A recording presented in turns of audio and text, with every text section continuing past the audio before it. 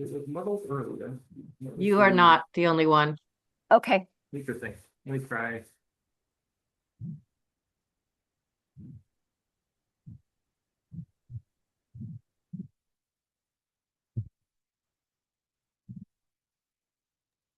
I was thinking Matt is always such a clear speaker. I know. Or my Wasn't microphone is adding always up. working. Yeah. Is that any better or is it still It's bad? yeah, I think you're just gonna have to speak a little louder. Fascinating. Okay. Yeah. New microphone. Voice this one from.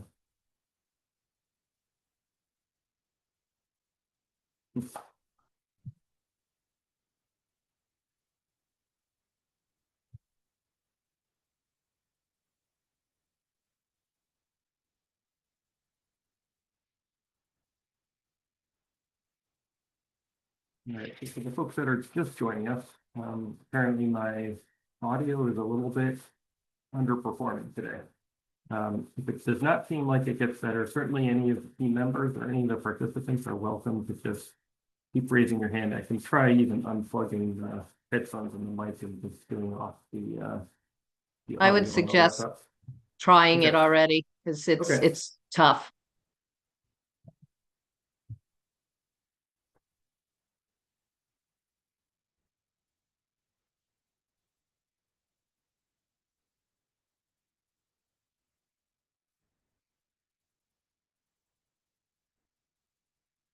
All right, can somebody try and say something?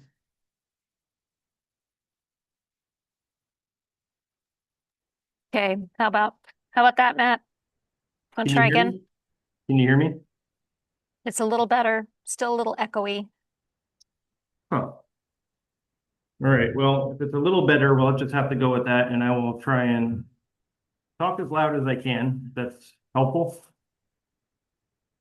Yes. That's much better though, Matt, just so you Okay. know. Better. All right, good. Because if not, I'm just going to turn around and say Helen has to run the meeting. So that's what's going to happen. All right.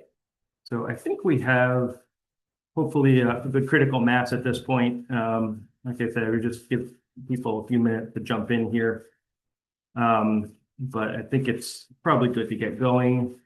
So I'm just going to start off and say welcome to our advisory team meeting for the Medford High School project that is focused here on educational planning and equity. So we'll get into a little bit of what that means moving forward.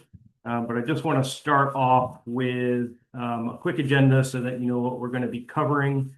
We're going to do a quick round of introductions, both for the project team as well as the advisory team. So the Medford participants right up front. And then we're really going to cover what this advisory team process is about. We know that there's a lot of meetings involved with this project. Some people may say too many meetings, some people maybe not enough. But this is a critically important topic to the development of the project. And so that is why we have a special advisory team set up for this topic of educational planning and equity. And we'll get into a little bit more about what that means. But right after that, we're going to dive directly into hearing from all the team members, because that's really what we're here for. We want to hear about your priority goals, either you individually or the department, the group that you represent. And there'll be a certain set amount of time that we'll figure out for for everyone to speak, depending on how many members that we have, team members we have online with us today. And if there's not enough time for anyone to say anything, we can certainly, or say everything that they want to say, we can accept written comments after the fact. And then we'll close out by just looking forward to the next meetings and what to expect there. All right.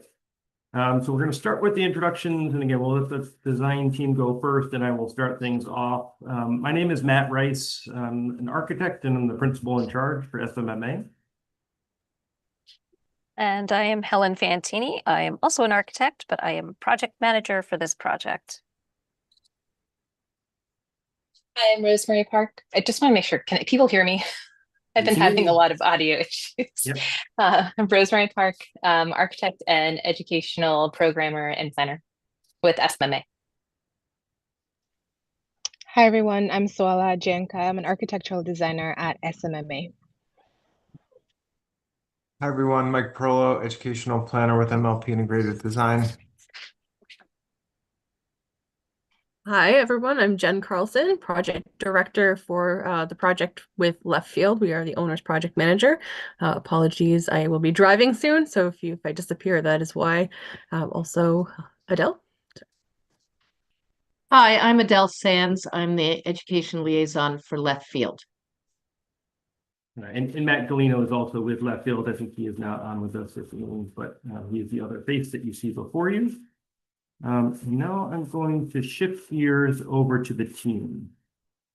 So what I would appreciate is if everyone could have their cameras on, as long as you're not, again, driving or in some other way that having a camera on would not be a safe thing to be doing.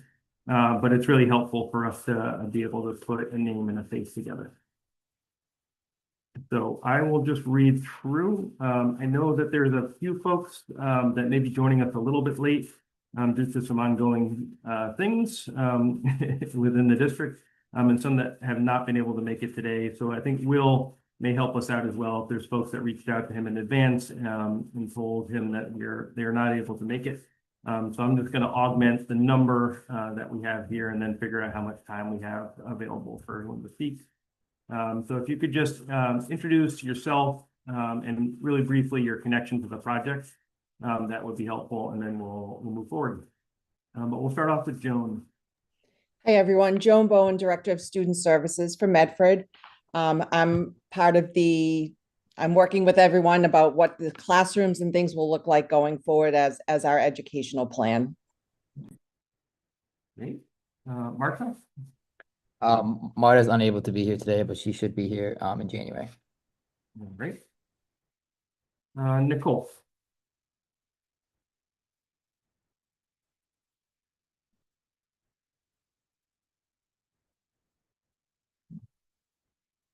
All right, I'm going to take that Nicole is not here.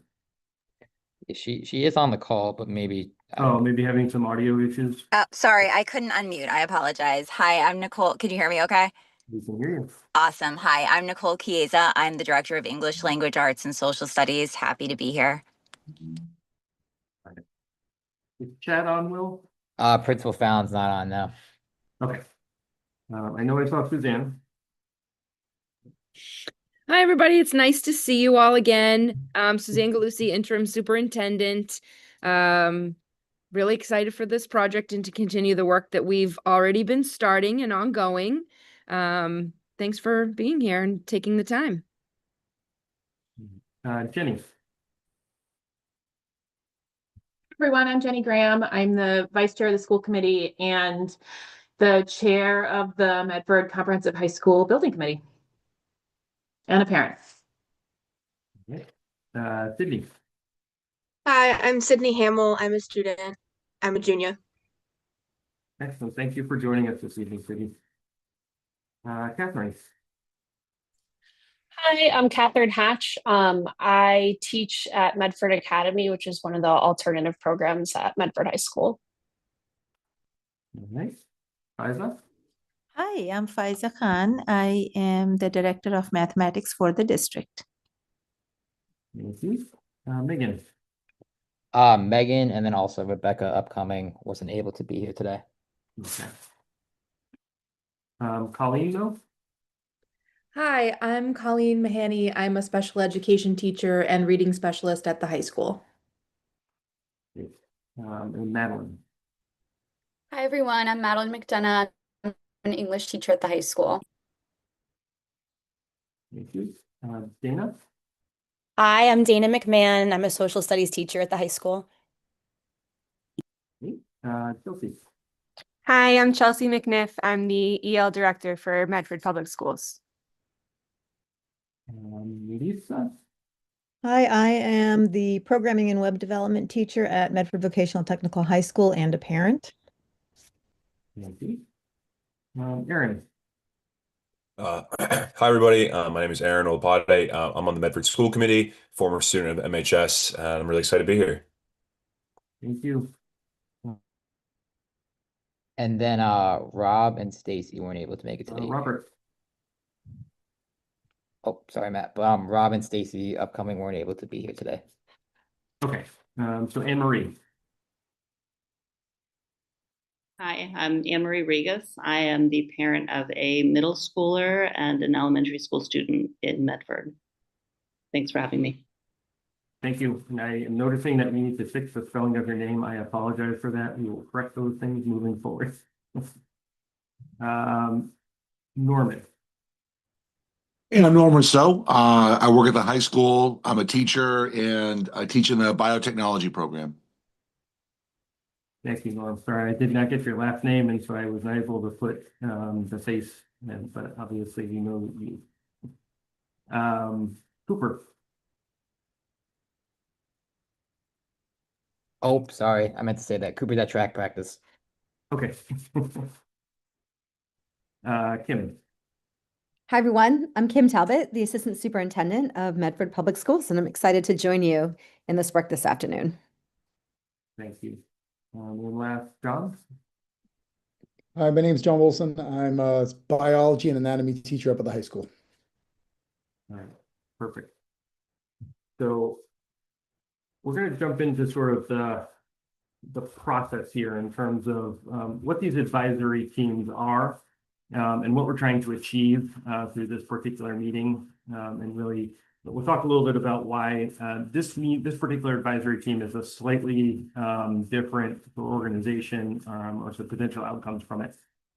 So the advisory teams overall are really intended as a way to collect diverse stakeholder feedback from a wide variety of voices within the community of Medford, right? In terms of educational planning, that is really at the heart of the project that we're engaged in right now. We are designing a high school. There's a lot of other amazing things that happen in and around the high school.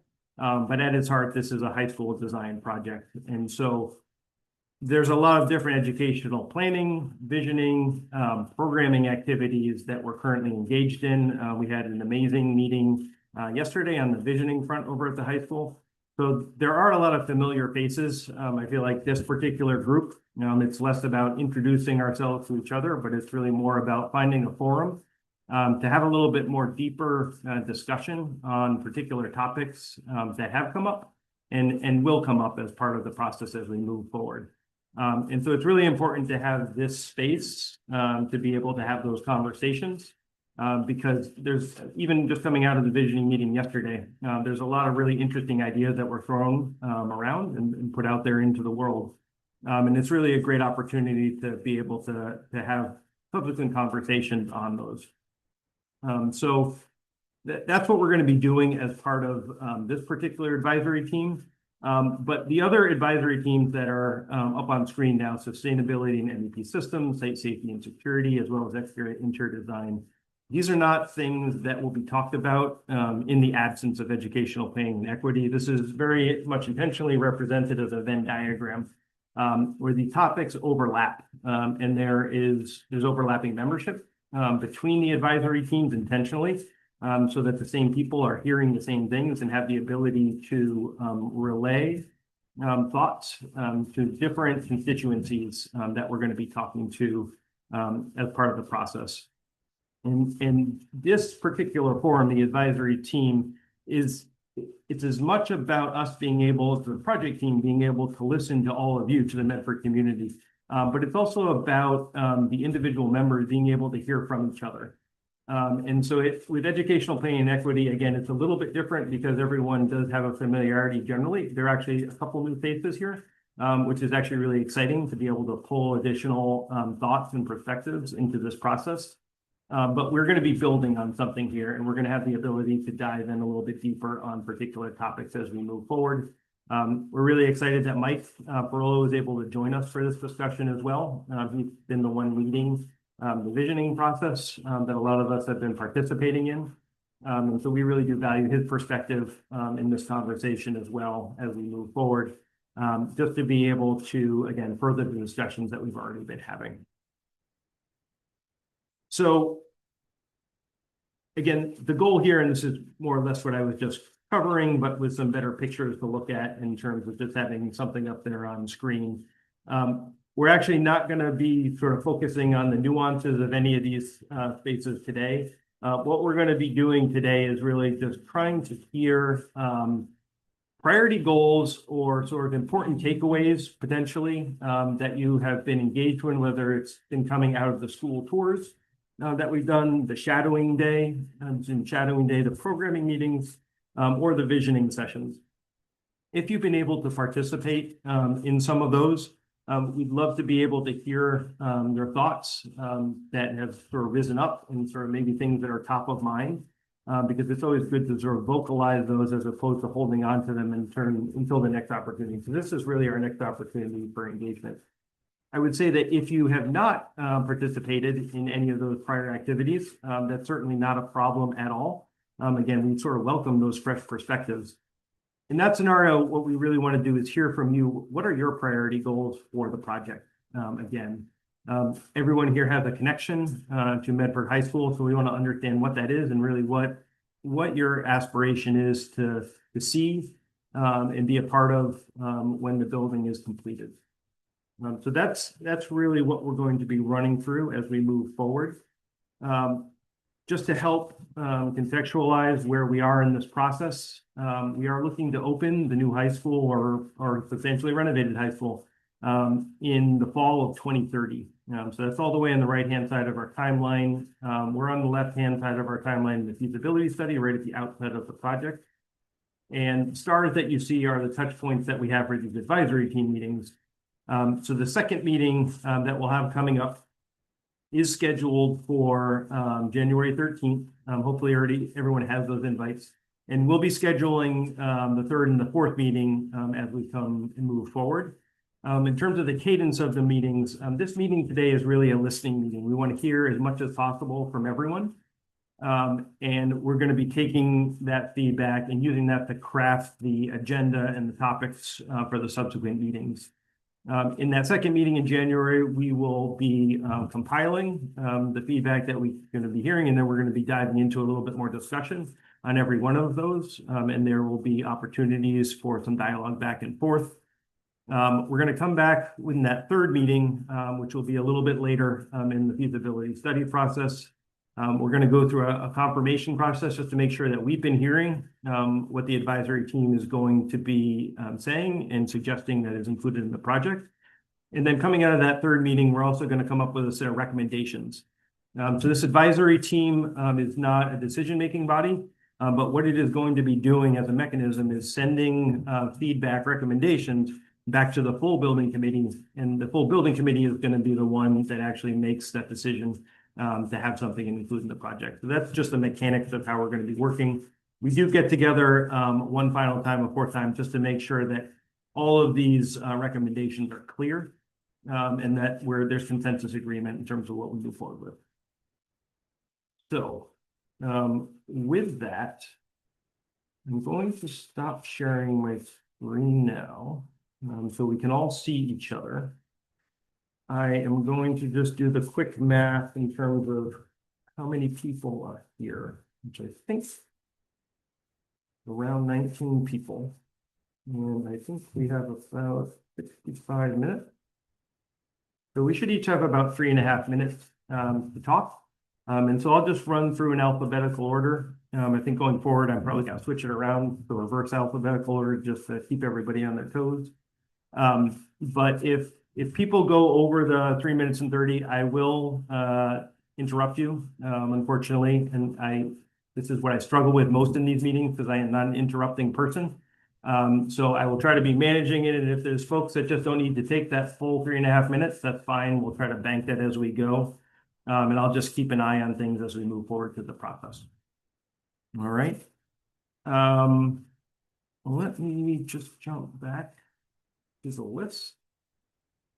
I'll have everybody up. And I think we're going to start with Joan. Hey, everyone. So I think what I'm looking for is equitable learning services for our students with disabilities. We have a wide variety of needs, different programming, and to be able to have those spaces that promote learning, promote equity for all of our students. What that looks like, we've been part of the meetings and seeing many different schools, and I like the collaborative working spaces. I like to have students to be able to continue the services that they're currently receiving. So students in our access program still have, in project transition, have the apartment and those sort of life skills opportunities that they're getting now, that those continue as well. All right. Thank you, Joan. Yep. All right. So I know Marta is not able to join. Nicole, I think, was here.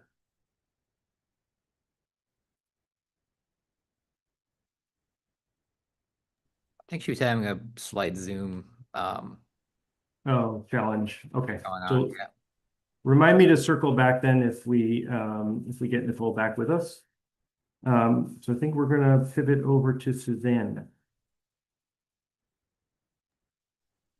Hi, everyone.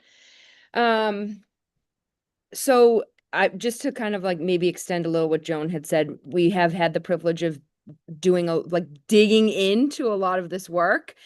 And having been in the district my whole career, and also seeing some of the work that was done on, I guess, what we are no longer calling the new schools, the new K-8 schools. I think what's important is trying. We're never going to be able to anticipate too much, but trying to be able to create spaces that are flexible enough so that we have we can deal with the learning environments that we want to create for our students. We have the opportunity to really be looking at a high school that is the flagship for our community. Here in Medford, I think it's wonderful that our play spaces, our schools are really truly community spaces. And now at the high school here, with bringing our Curtis Tufts students up, creating an early childhood program, really looking at what we want to see for the education of our high school students, we really have an opportunity to create what we envision education to be and our community spaces to be. So trying to do something that is going to grow with the community and meet the needs, not just for what's happening in the next 10 years, but for years to come, seems a little daunting, but trying to create spaces that are flexible, that, yes, are equitable, are cooperative, collaborative, and really bring a sense of community together. We don't have large spaces to be able to break out and for teachers to grab classes together, for administrators to have meetings together, to host community meetings. And our art spaces are not really meeting the needs of our community and our students. So I really could probably go on for 5 minutes about the things I'd like to see in this space. But I think if I had to distill it down, it would be about community and flexibility. That's great, Susan. Thank you. Yeah. With Jenny, you were up next. Thanks, Matt. I actually have the lucky good fortune to sit on all of these advisory committees. And part of the reason I'm doing that is because I'm taking copious notes on who I need to call on when various things come up that I think they inevitably will over the course of this project. So I'm just really always very interested to learn from the expertise of everybody in the room. And when I think about educational equity, I think the thing that's on my mind is what does it look like in motion instead of in the word salad that we use around equity? And I feel I don't have a lot of firsthand experience in this space, but what I hear from others makes me think that there's a lot of really great intentions, but something about the things happening in motion is just not quite a match yet. And I think the question that I have is like, how do we let the building help us make a better match? So I don't have anything really constructive to share, except that I'm listening to all of you and taking notes so I can call you later. I actually think that's incredibly constructive. I think the title of the advisory team is Educational Planning and Equity for a reason. Because I think part of what would be great to hear really is sort of what that word equity means to everybody as we go through. And then I think we can start to really flesh out what does that mean for as a community and sort of within the building itself and beyond the bounds of it. Because I think that the walls of the building are sort of porous when it comes to that particular term. And then I'm going to stop because we're not supposed to be talking during this meeting, so you guys would be doing the talking. So I'm going to shift over to the next group here. Sydney.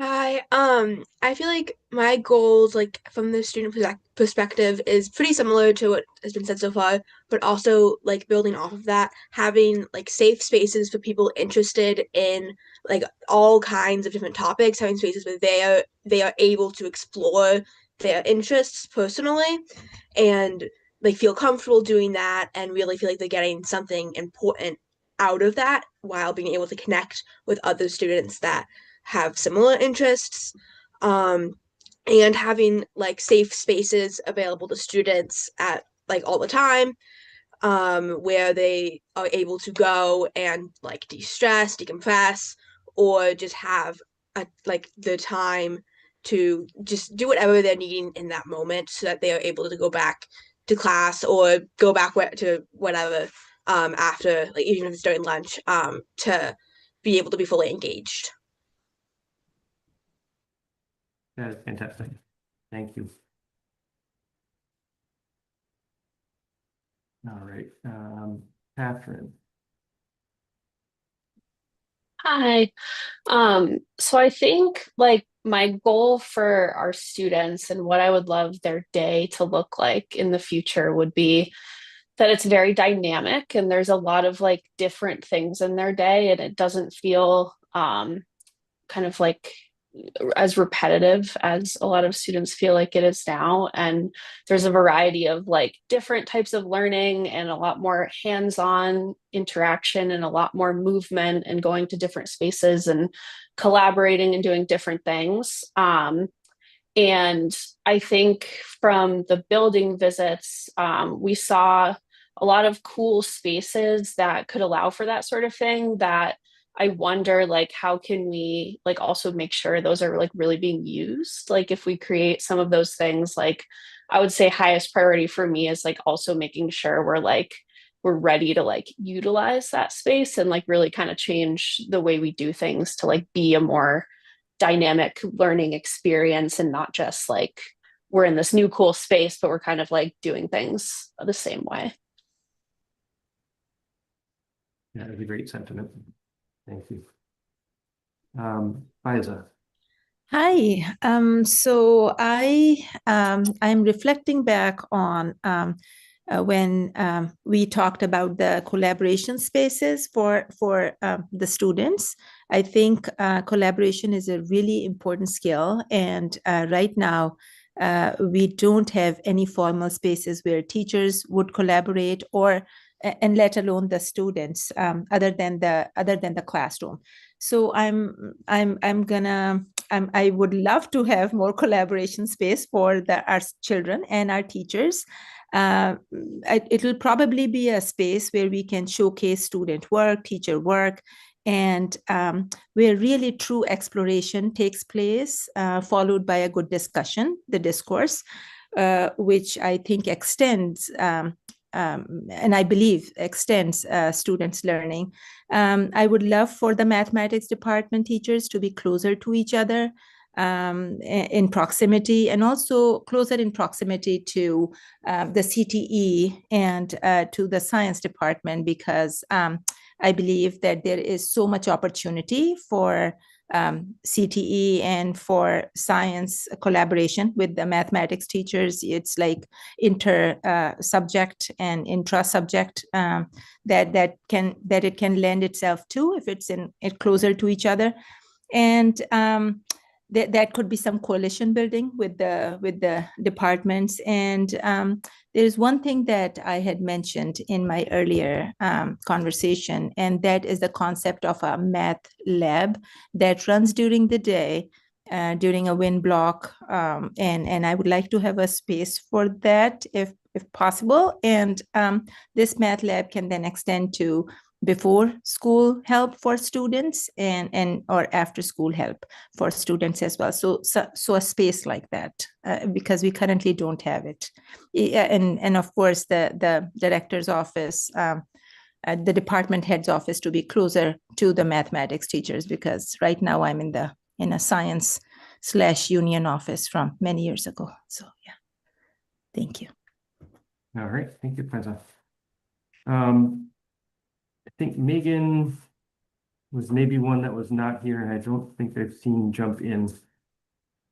So I'm going to shift. Oh, sorry, Sudan, we're going to mention. I was just going to say Megan's not here. You can go to the next person. Okay, so I think that's Colleen.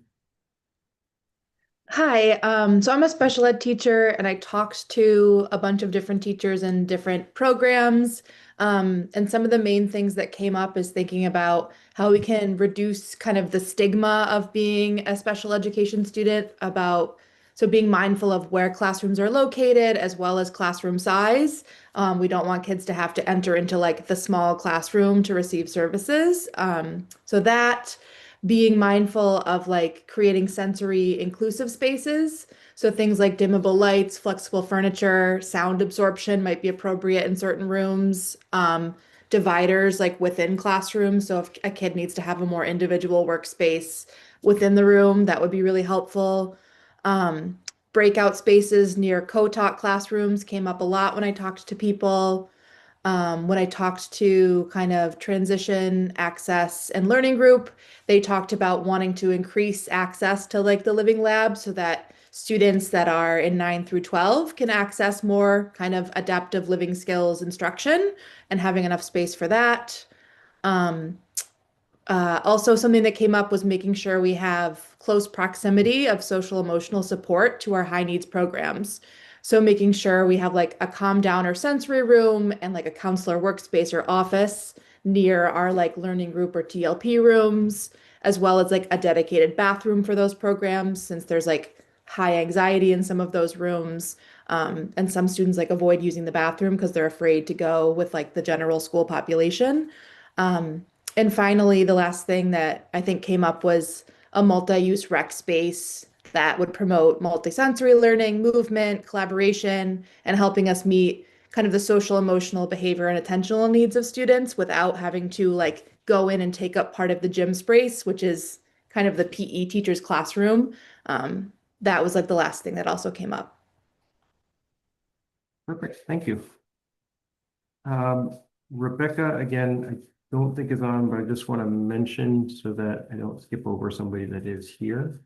And I know Nicole joined us, and I see Stacy is trying to jump on, and maybe keeps getting disconnected. So I think we'll circle back to Stacy and Nicole as we get through, just to let everyone know. So I think Madeline is up next. Hi, yeah, so I really enjoyed my time. I participated in the building tours as well as a student shadow day. And in talking with my colleagues and the students, student experience and safety are kind of like what I'm coming into this at the forefront of my mind. I believe, as many people do, students thrive in comfortable spaces that they feel proud of being in, and that kind of is conducive to productive routines. So I'd like to see spaces that are designed with student reality at the forefront of our mind. I liked Jenny's analogy of the word salad that a lot of the times people bring up, but when we really come down to the basics of how are students going to exist in spaces and is this going to promote their educational experience? I think a lot of those reality checks and, that can be combined with looking at how is a high quality, new modern school that supports all students in an equitable manner, how will that reality look? So yeah, modern, flexible, promoting those learning environments. I'd love to see community spaces, that will be allowing for breakouts for, I have a co-taught classroom that would be really nice, small group work, and just appropriate spaces for all students, music spaces, art spaces, athletic areas, that sort of thing. Excellent, thank you. All right, Dana? Hi there. I also got to join in with the student shadowing day as well as the building tours. And speaking also with my colleagues, I have a lot of feedback.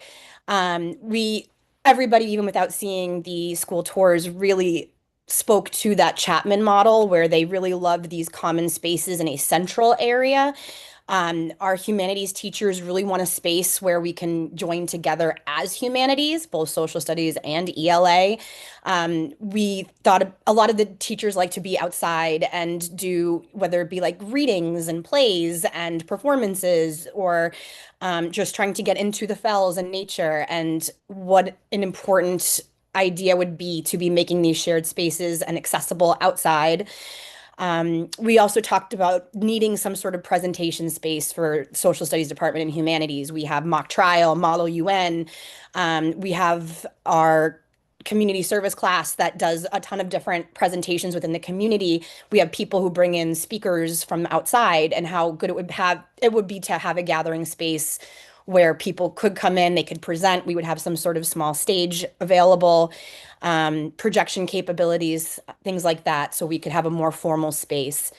We also would love, again, with these shared spaces, this idea of a writing center where ELA and humanities could be collaborating together to be working. Once upon a time, we would do National History Day, which we've had to eliminate, and having these resources closer together would help elevate our student skills and increase collaboration between different departments, hopefully increasing the skills for our students.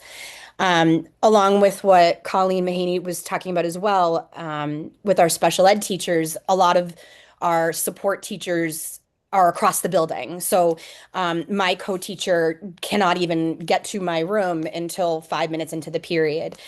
So thinking mindfully about where our support is and where our teacher rooms are, and making sure that we have some sort of accessibility to different places within the building. Let me see. One of the major things for the humanities department is that Medford is a historic city. And so having elements of that history really showcased in our building. We have a beautiful entryway where we have some beautiful murals. We have the ship there, and kind of preserving that history as well as highlighting other things that we may have missed. Our social studies department wants to make sure that we're making this about Medford and making sure that we're honoring that. And I think that might be it.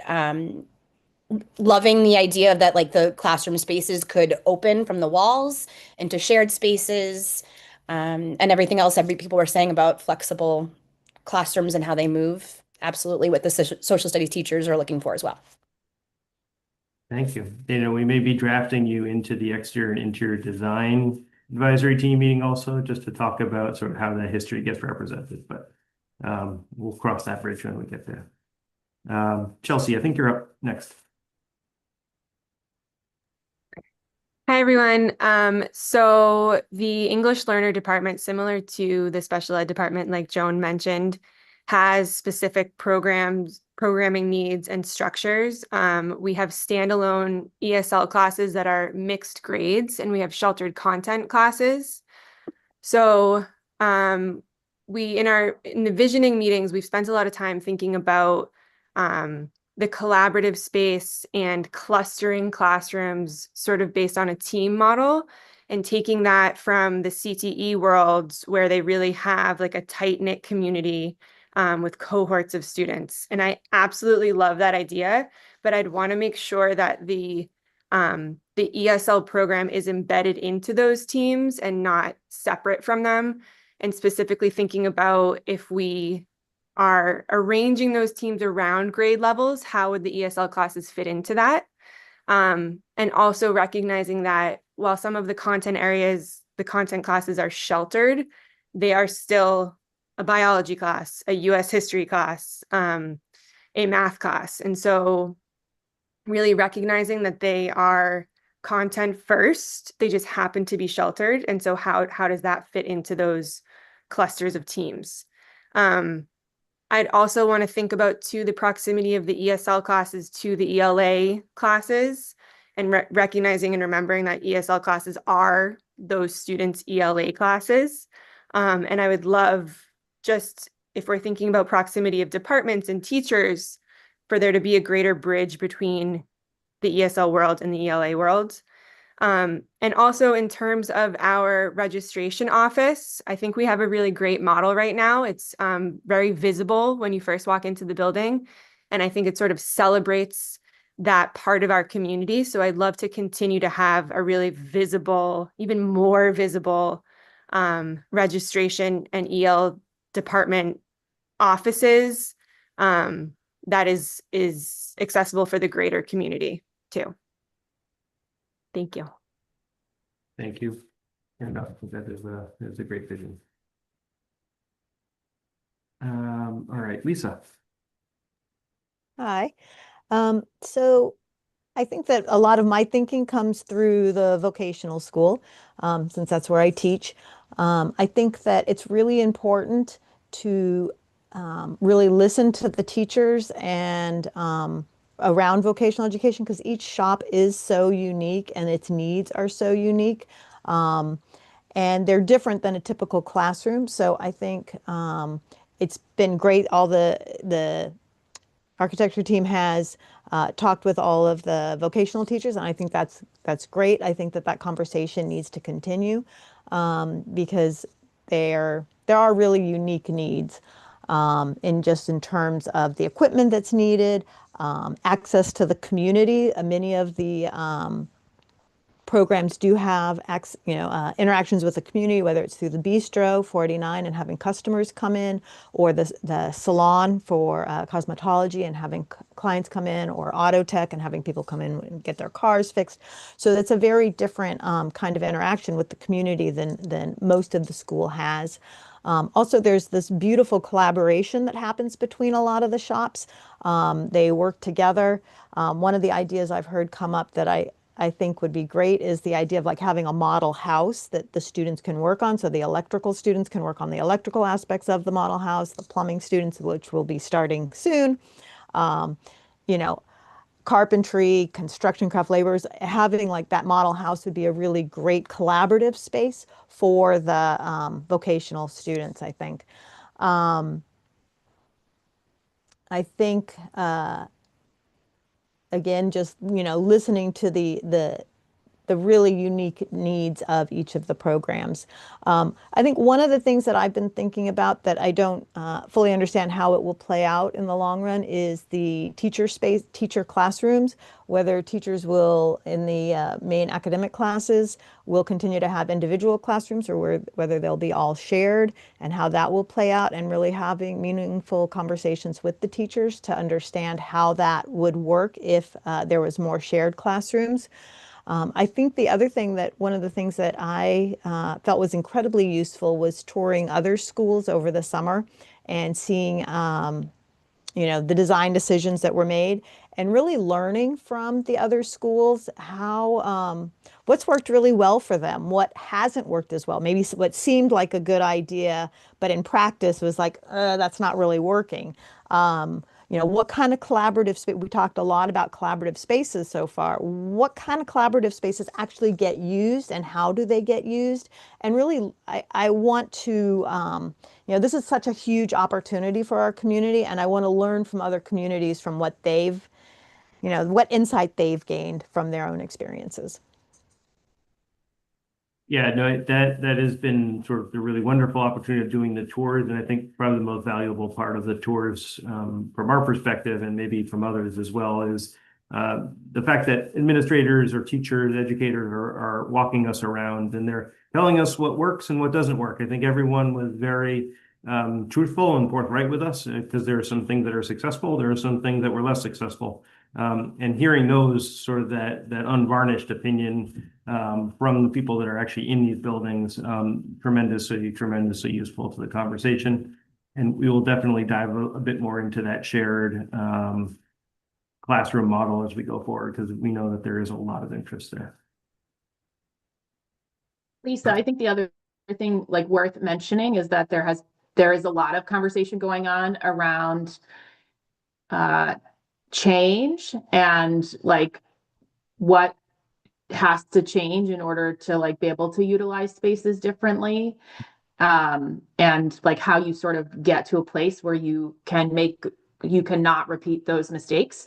And we'll probably talk about that in some of the upcoming building committee meetings. So if people want to join us, like those meetings are open to the public. But yes, the building isn't going to make you change. You have to make you change. So there is a lot of conversation around that whole concept as well that is starting to happen like across all of these sessions. All right, Aaron, I think you were up. Thank you.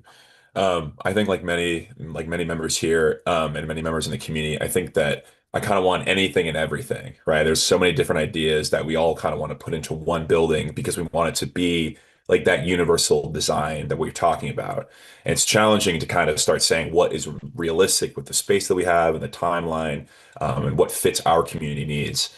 And I know a couple other members have mentioned it, but when we talk about that universal design and equity, not just as like an abstract idea, but as like everyday experiences for all the users of the facility that we're talking about, I think is my biggest priority.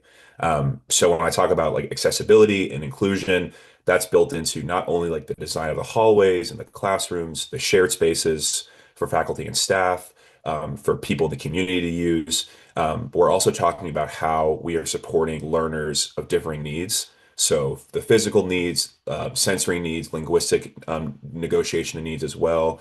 That's a really big important thing for me. I want this building to not have to ask students to accommodate to what the building can offer. I want the building to accommodate the students for what they need. Um, Not only that, but I think also when we talk about including the community, there's many people in the community who can remember Medford High from 20, 30, 40 years ago and what that really meant, as a long-term Medfordite, for example, versus families that are coming in today. And there is some taboo that I think still is associated with the high school. And like, is it safe? Is it rigorous academically? Is it going to provide my students and my family with what we respectively need as a family here in the city?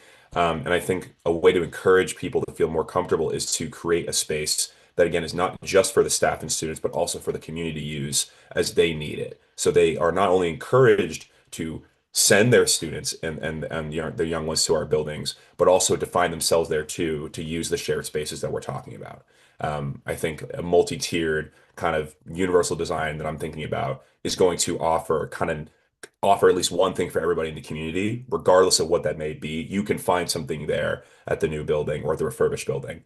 And I think the last kind of portion of what I'm really excited about, or what I really want to work towards, is continue to grow our competitive edge. There's a lot of conversation at the federal level and the state level about school choice.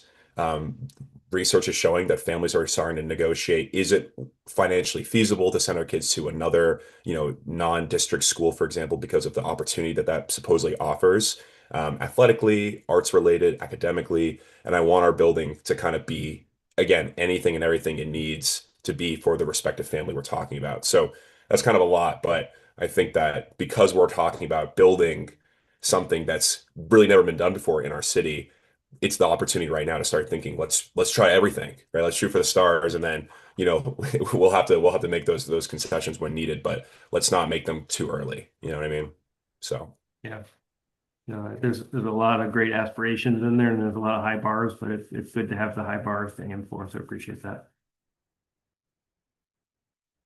All right, Robert.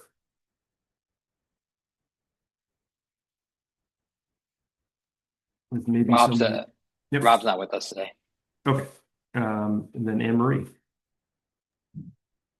Oh, it's lucky timing to go after Aaron, because Aaron sort of encapsulated a lot of the things that I was already thinking, both you and Colleen. So I really want to, my priority would be to focus, as Joan said, on students with disabilities, specifically the high needs learners, who have specific programming needs, robust IEPs, multiple services, and really making sure that their academic needs are met. I liked what I think Colleen said about, reducing the stigma of, going into a specialized space, and almost thinking about it from the mindset of developing the classrooms and the learning spaces from what does the accessibility look like? And when you're meeting the accessibility needs of people who might have particular access needs, everybody's going to benefit from it, right? I mean, you think about like a curb cutout, on the sidewalk, that's benefiting all of us, regardless of whether we technically need that curb cutout. So sort of thinking like from the inside out of designing the space, what do students with high needs need?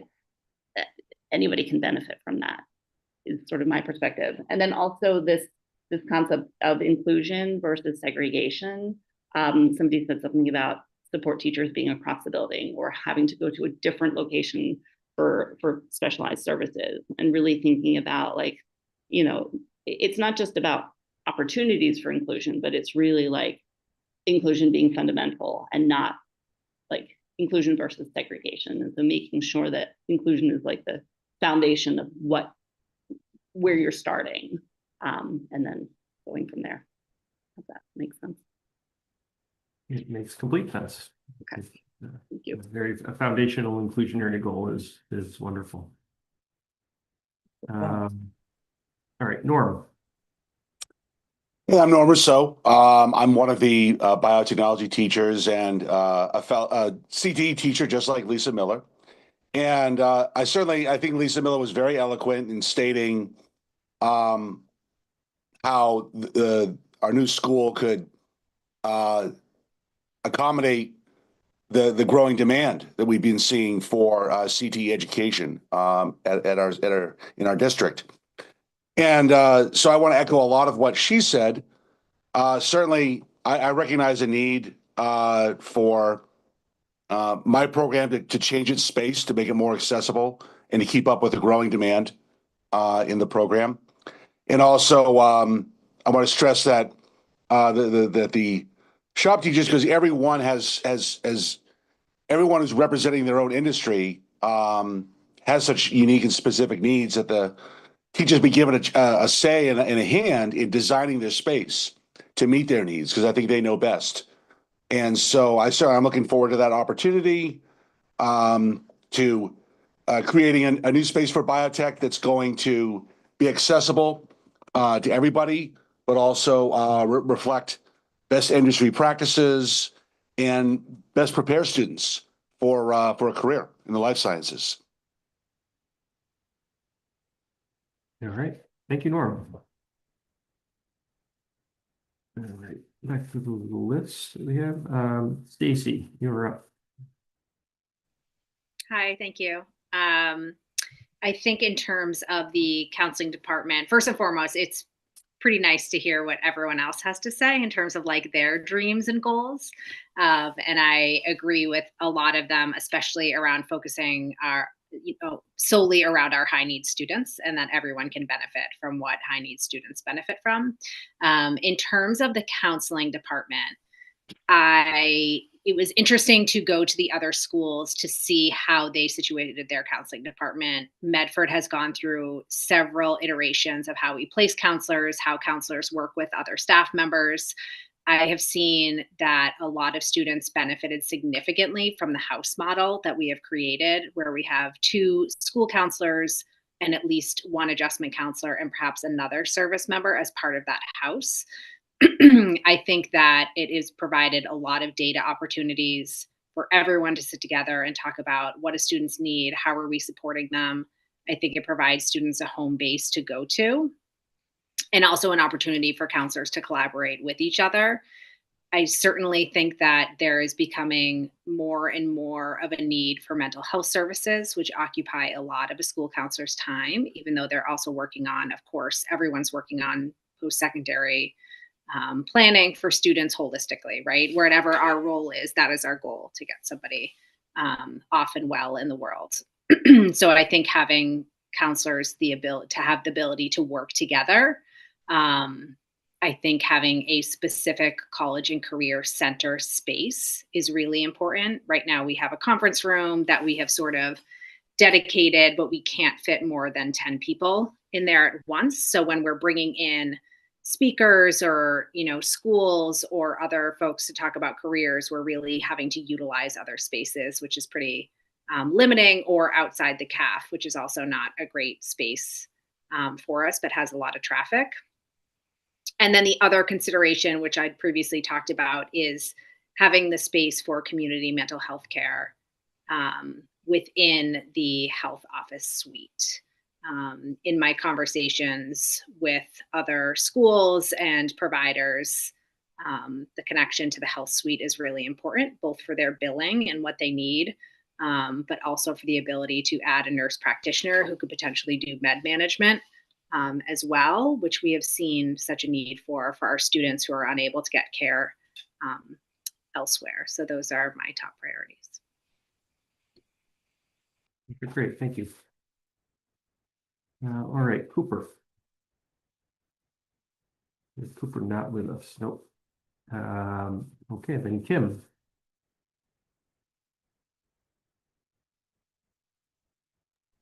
It's hard to go at the end. John, I don't envy you. You're the last of all of us. For my role, my goal is to deliver on our promise to the citizens of Medford, which is to ensure that kids who leave us are able to thrive in and positively impact the world that's available to them when they leave. And so what that looks like now and what it looks like 10 years from now and 20 years from now could be really different. And so thinking about what my goals and dreams are, I feel like we need to design, as other people have said, for flexibility.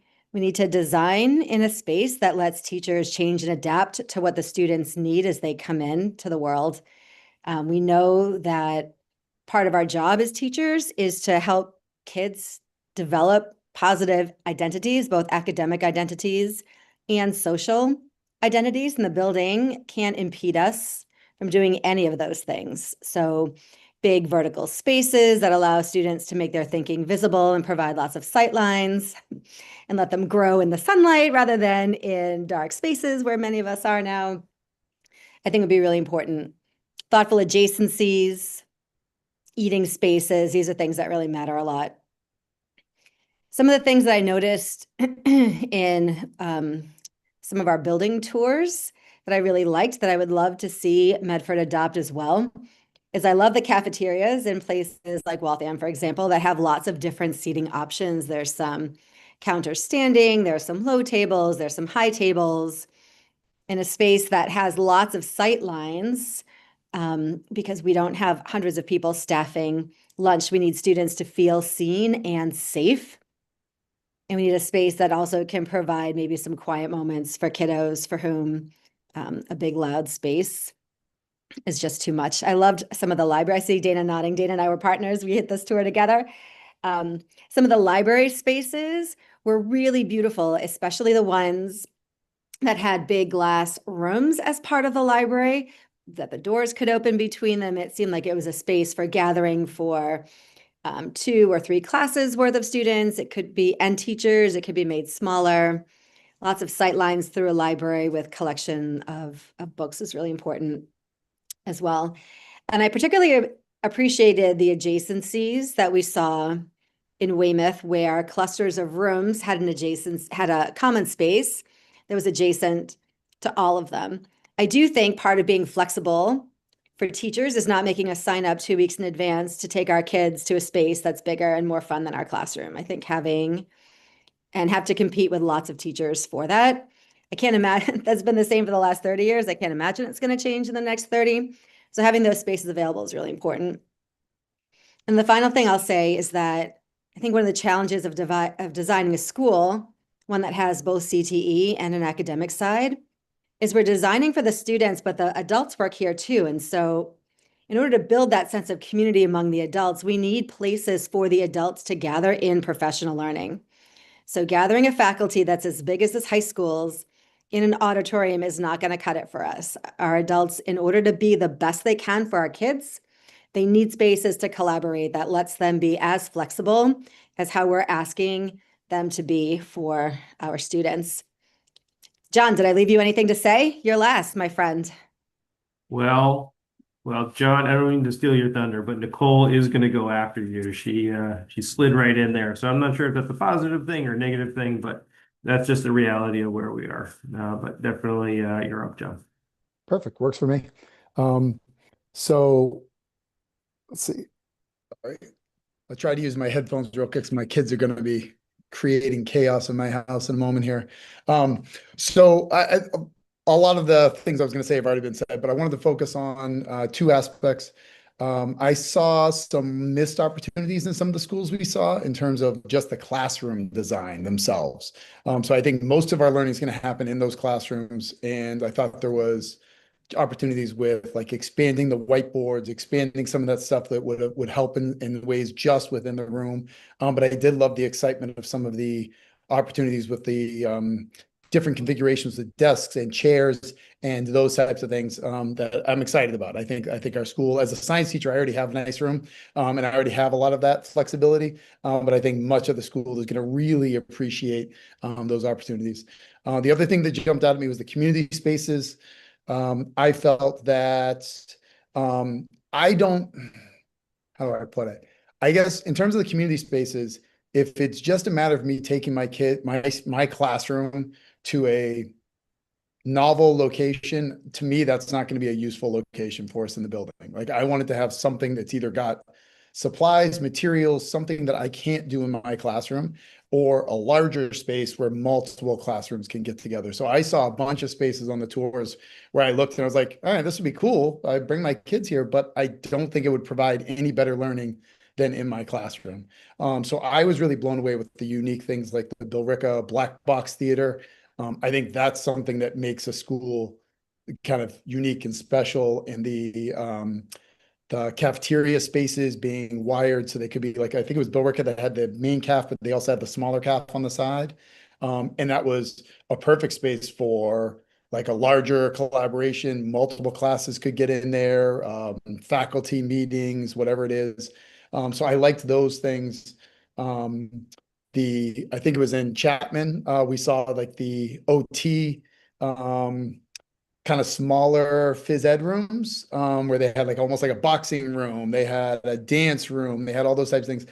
To me, I found those, I know they're not kind of like big open spaces. I found those more valuable than some of the big open, like, hey, just bring your class here spaces. So those were exciting. And I really loved, and we have two lecture halls at Medford High School that are just in such disrepair, but they're, you saw them nice and how useful things like that could be at some of these other locations where you could bring in those guest speakers for, Veterans Day and things like that, and have like a nice quality setting for them. So those were more attractive to me than the small, like, hey, let me just take my individual class to this area.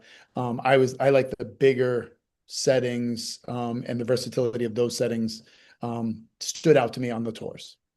That's all. Great, appreciate it. And now, Nicole, you get to wrap things up. Okay. So can I wrap things up by just saying yes, yes, yes, and yes, because everything that everyone said really resonated with me. The flexibility, the knowledge and the responsibility of knowing that whatever we're creating is going to go well beyond, most of us, right? And future generations. So I think keeping that flexibility in mind is critical.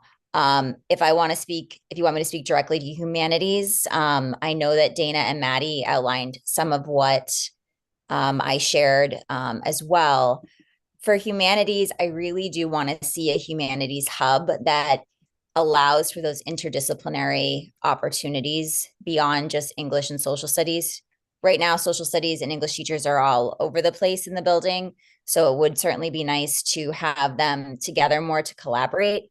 But in addition to that, we do have social studies teachers that are teaching art and ideas or the history through the arts. And so there's a lot of different disciplines that encompass humanities. And I would like to see our new building allow for more of that. The other thing that's really important to our department is understanding that, learning goes well beyond these four walls of our building. So we already do a lot of simulations. We do a lot of conferences with Model United Nations. We Zoom with third world countries, but we don't have a space to really do that effectively. So I would hope that our humanities hub could have some of those smaller spaces to allow for those simulations, those conferences, and just to kind of be able to continue engaging in our partnership, maybe even hosting more mock trial debates, things like that, where we really don't have a space to do that right now. And I know we're just bursting at the seam to do that. The other thing that we've talked about in my department is that writing center. But the writing center, you know, we want to have it where it's offers quiet spaces for conferencing, for writing, and for getting support, and that it's open to everyone, since literacy really does extend across all subject areas. So, you know, that's something we're lacking. And I just really, I think that is critical, as it just kind of hits all the different disciplines. Within the classroom itself, on multiple tours, a couple weeks ago, I really did love how the classrooms opened into different shapes and sizes. I liked how they really many of them lent themselves well to project-based learning, which is very much emphasized in the humanities department. I need to see a classroom where my students can work in lit circles, but they can also be conferencing with teachers. They can do a variety of project-based learning within the classroom itself, and not have to wait for a space to be available to do that. So those are basically the main components of what I want to see for humanities, but I do echo everyone on this call with their needs. I'm really excited for this. Dana's point regarding maintaining the historical aspects of Medford is really important. I know that we have Amelia Earhart's propeller. It used to actually be in my office at one point. We have so many historical pieces that need a better place to be showcased. It's not in my office anymore, but you know, Medford is so rich in history. So I would really love to see that come alive as well. Thank you. Thank you, Nicole. Though I'm also now going to be drafting you into the interior design advisory team. Thanks. I've just volunteered. I volunteer myself. That's fine. Right. Let me just pull up the slideshow again. I think I could do. There it is.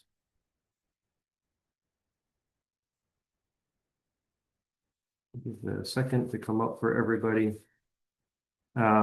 So again, this is a duplicate of the slide that we saw previously, but just as a reminder in terms of what is upcoming in terms of our conversation, we are going to take all of the topics, the ideas that have been brought up, and we'll try to find commonalities where we can. And we're going to dive deeper into each one of those as we move forward. We've been putting these slides together just to give you a little bit of a sense of maybe what we would be talking about if we hadn't already heard any of the topics that people brought up, just as things that we know we need to have conversations on. And I think there's a lot of things here that we did hear today from members. One of the more interesting items is that first one on the list, though, the toilets. And I know that this is not going to turn into a toilet room advisory team. No one would have signed up for that. But it is something that is important when we talk about equity, specifically in terms of how those are used. And we also know that it's a pain point in terms of what the experience is in the building today. And also, as we went on those school tours, it's a pain point in brand new buildings as well. And we saw some extremely unfortunate resolutions in brand new buildings. And talking with administrators there were no magic bullets to be able to solve that particular issue. There was a very almost humorous exchange with the principal over at the Chapman Middle School, where we walked by an open airport entry toilet room, and somebody asked, well, like, how do you like those open airport? And he says, don't do that. don't do the open toilet room entrances. And then we had a little bit more of a conversation, and someone said, well, would it work if we put doors on it? He's like, no, you can't put doors on them either. And so he ended up saying it's probably like no toilet rooms at all. That would solve it. So there was no good solution there. We saw another airport entry toilet room where the school had installed closing scissor gates in front of it just to lock students out of particular toilet rooms, which is so just reverting back to what a door on the toilet room would do. So there was no real good success there. But I did want to take a second and just preface that we will talk about it at the next meeting because it does warrant conversation and it needs ideas in conversation, and just the fact that there's going to need to be acceptance of change there as well. That topic came up earlier, right? That there's going to need to be a change in terms of student behavior, in terms of adult expectation, and certainly change in terms of the design, sort of level of cleanliness of the toilet room. Some of the things that we heard from students earlier are all sort of at play in terms of that particular topic. So we know it's not a simple one, but it is one that we need to talk about collectively, and it does have impact also on the perspective of equity from creating toilet facilities that are welcoming for everybody that's going to be using the building, and that includes both sort of gender identity questions. It includes physical accessibility as well, to make sure that differently able people are completely comfortable using different toilet rooms. There's that strange reality right now that we do have accessible toilet rooms in the building that aren't actually accessible. So we have to overcome a lot on that particular topic, and that's why we're going to spend a little bit of airtime there. But I do think that we heard about most of the rest of these, again, either today or sort of as we've been going through the different visioning meetings, the different programming meetings, and then even the shadowing day. So there will definitely be more to come as we go forward. We'll do a little bit more presenting as we proceed, as we go through, but we're still definitely looking for this to be a conversation. We're not just going to be showing you things and saying that this is how it's going to be. We need the feedback. We need to understand if we're moving in the right direction. And again, this advisory team eventually will be making recommendations to the full building committee on these particular topics. So I think that is where we are. We actually have a little bit of time here at the end. I'm happy to field any additional questions or thoughts, or if people want to just sort of prelude anything, but I'm also happy to let people have another 16 minutes back into their lives. And either scenario is excellent from our perspective. But I will pull the screen share down again.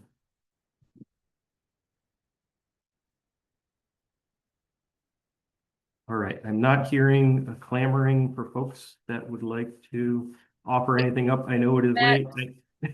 Matt, Dana has her hand up. Oh, I'm sorry, I couldn't see that. Go ahead, Dana. Hi. So there was a couple things that I thought of afterward that I wanted to bring up. I also wanted to add about considerations of safety, both entrance and exit points within the building, but also the parking lot, and just how the flow is going to look in a revised space or a new space. Um, Leaving on time today to get to this meeting because I have a long drive. I was in the parking lot in a gridlock for 20 minutes. So like there are definitely considerations about how this new building, or again, a revised entry, and what flow will look like. And just from a safety standpoint, we also have kids that are trying to get out 5 minutes early and they're rushing out because of that gridlock. So I do think we have a lot of lost opportunities for instruction. Because this is actually, and probably a bigger issue there that we're having a hard time managing on other levels. The other thing I wanted to think about too is about, we talked about quiet spaces and a lot of safe spaces for kids. We need those in classrooms too. A lot of teachers have their own kind of quiet, calm corners, if you will, and being able to maintain that for our students. And also, I thought a lot about noise on our tours, and in Medford, it's so loud. So, our stairwells and the materials that we're using and the fact that they're so small and tiny and contained, it's like overbearing noise.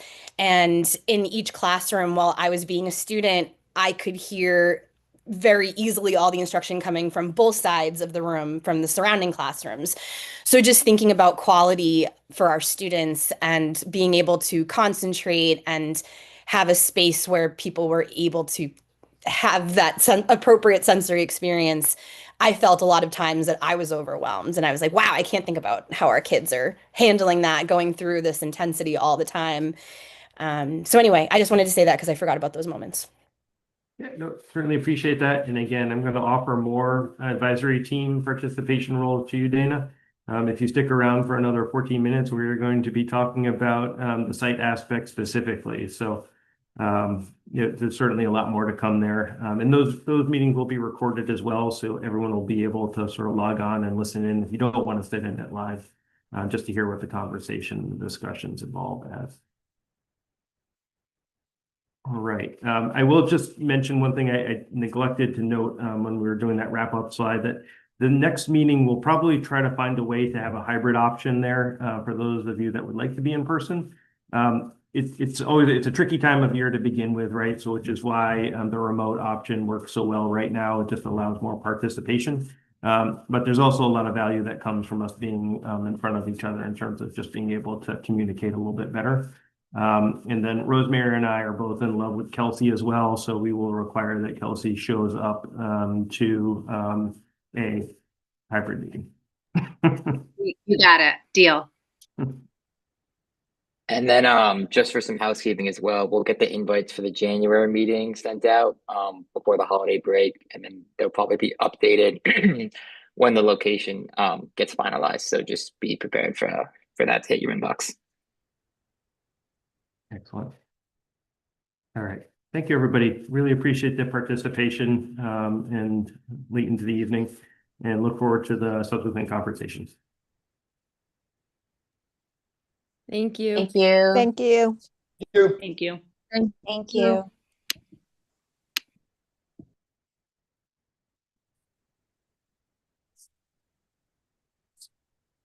You can hang on, Dana, if you want to. If you really do want to, you're welcome to to stay for the next one. Sure. What is the time for that? So it's going to run from 5:30 to 7 in terms of the time frame. So it's going to be the same link. Do you mind if I just listen while I'm making dinner for my son here? That is perfectly fine. Okay, thanks. I won't call on you. Dana, it's also going to be streamed on our YouTube channel. So if you'd rather just like have the live link up there as opposed to being on the Zoom, totally up to you. But that's an option as well. That would be a great idea. Thank you so much. You're welcome. All right, then I'll do that. But I'll see you. All right, sounds good. Thank you. Thanks, Matt. Thank you. Will, I see that there's somebody, John Prestigiovanni, in the room, in the waiting room. Is he here for the second meeting? Is that? Yeah, Okay. he is. Okay.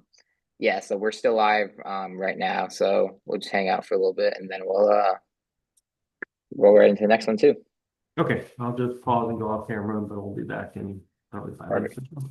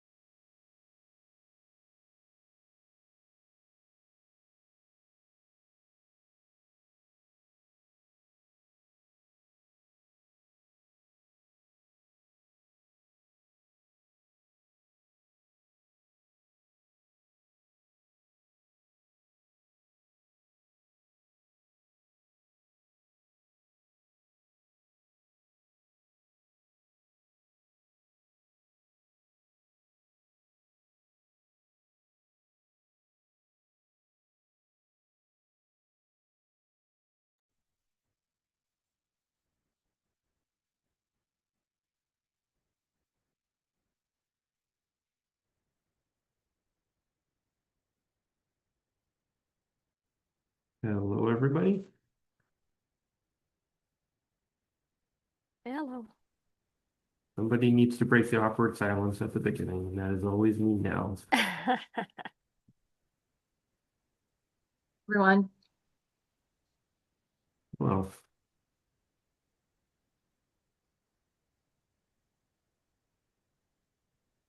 so Ken, are you taking over the ownership of the remote meeting at this point, or is Will still up? There's Will. Okay. Will's on. I'll still be here. Thank you.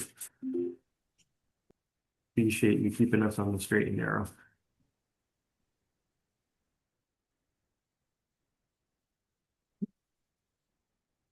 So as we've been doing for each of these meetings, this is now the fourth and the final one in the sort of first round of these advisory team meetings. We're just going to give people probably about 4 or 5 minutes at the beginning just to hop on. So it will be a little quiet to start off with. If anyone wants to fill the time, maybe you should get some elevator music or something similar. And Matt and everyone, I'm not sure if you can hear me, it's Jen Carlson from Left Field, but if you want to introduce me when you hit the introduction slides, I'm driving still because it's that time of day. So just so you know, I can hear everybody very clearly. I just cannot trustily unmute very quickly while I'm driving. Yep, we got your back, Jen. Thank you. We'll do the introductions. Stay safe out there.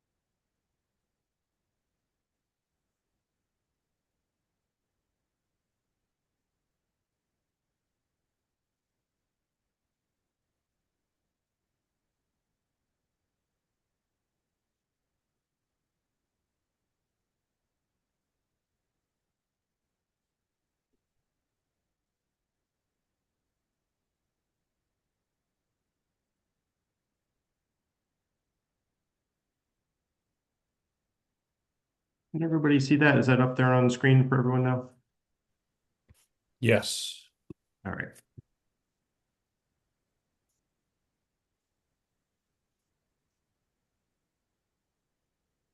probably good for this advisory team discussion if you all just spend a little bit of time staring at the outside of the school on the site.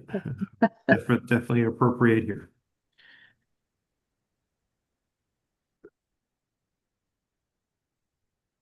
These images were taken as we flew a drone around as well, just to get some current aerial. So they should be pretty up to date. This isn't just a Google stock image. I think it was obviously before the leaves started to fall off the trees, but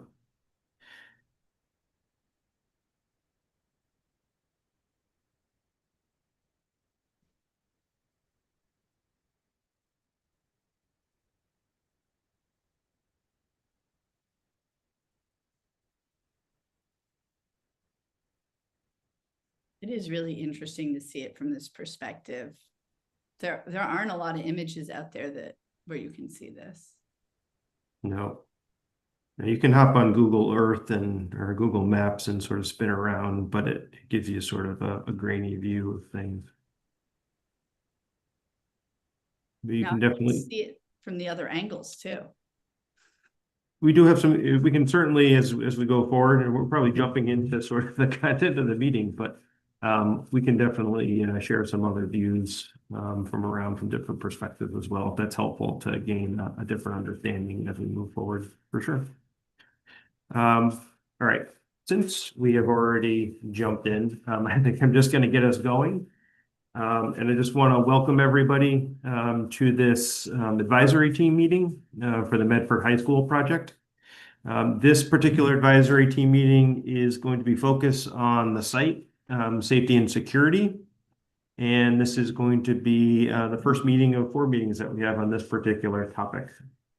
So happy to have everybody here.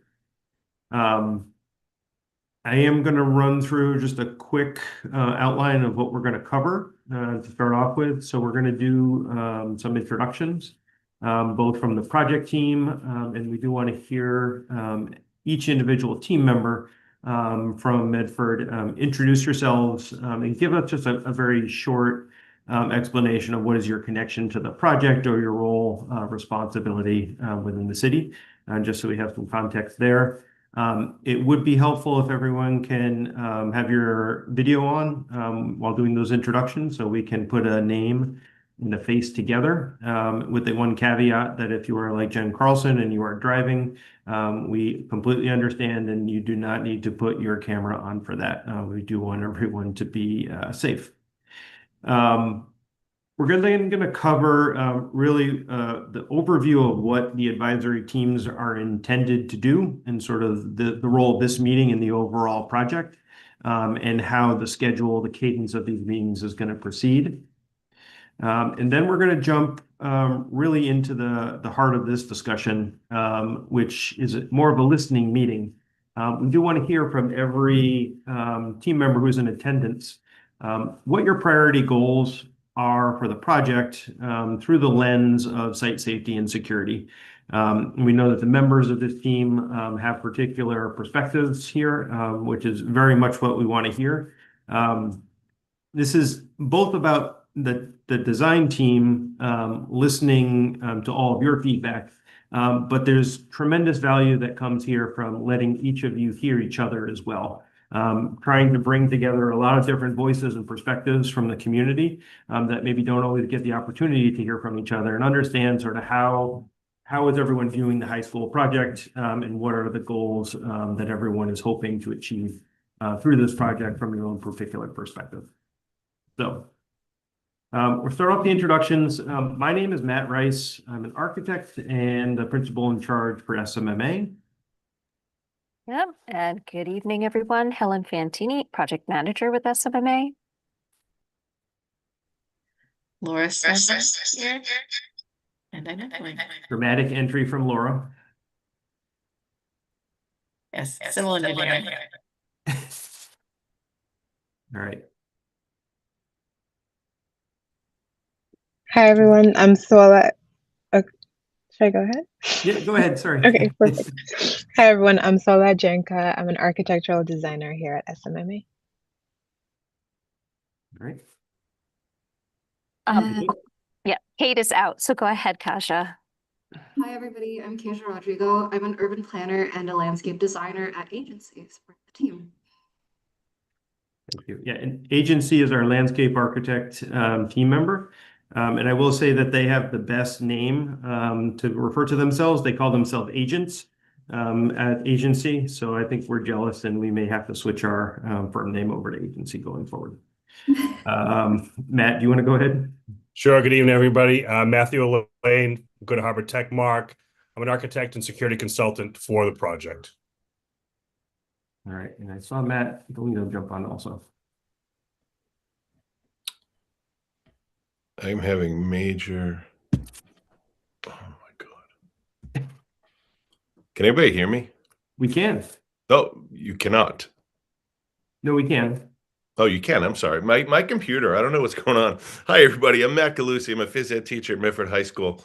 I'm really glad to be here, and I'm thankful that I get to be a part of this. My apologies, Matt. I think it's very close in terms of the names. The Matt Galino is the project manager with Left Field, our owner project manager.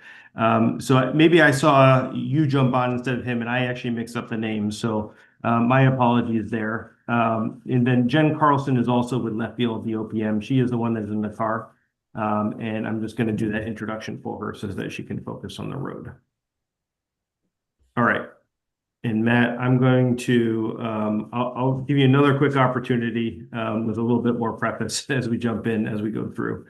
So I'm just going to run through and if you're here, when I call it, if you could just do the introductions, that would be appreciated. So we're going to start off with Nicole. Hi, I'm Nicole Branley.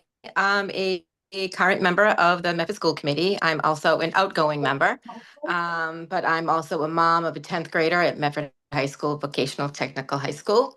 And then I had a daughter that graduated this June, and I have been an advocate for the last 3 years to make sure that our students are doing the right thing, that we're safe, that we're following policies and procedures. So I'm happy to be here. Thanks, And can Nicole. I just say really quick, Chief Buckley, it's really nice to see you. Chief Buckley's back. Yay. Thank you. That's what an introduction. There you go. Next. You're up, Chief Buckley. Welcome, everyone, and happy to be here. Jack Buckley, I am Chief of Police. It's good to have that title because it explains my role and what my goals are to kind of support this whole operation as we go forward. So looking forward to it. Welcome, everybody. Thanks.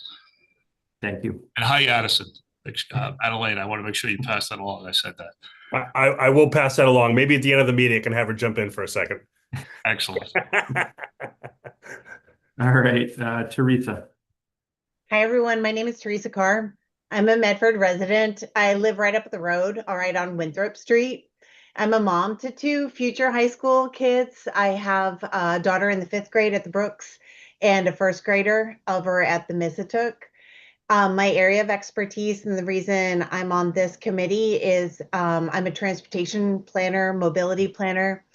I've been doing this for about 25 years around the country, and I focus in public transportation, but also in active transportation. You are definitely in the right place, Teresa. Thank you. Amanda.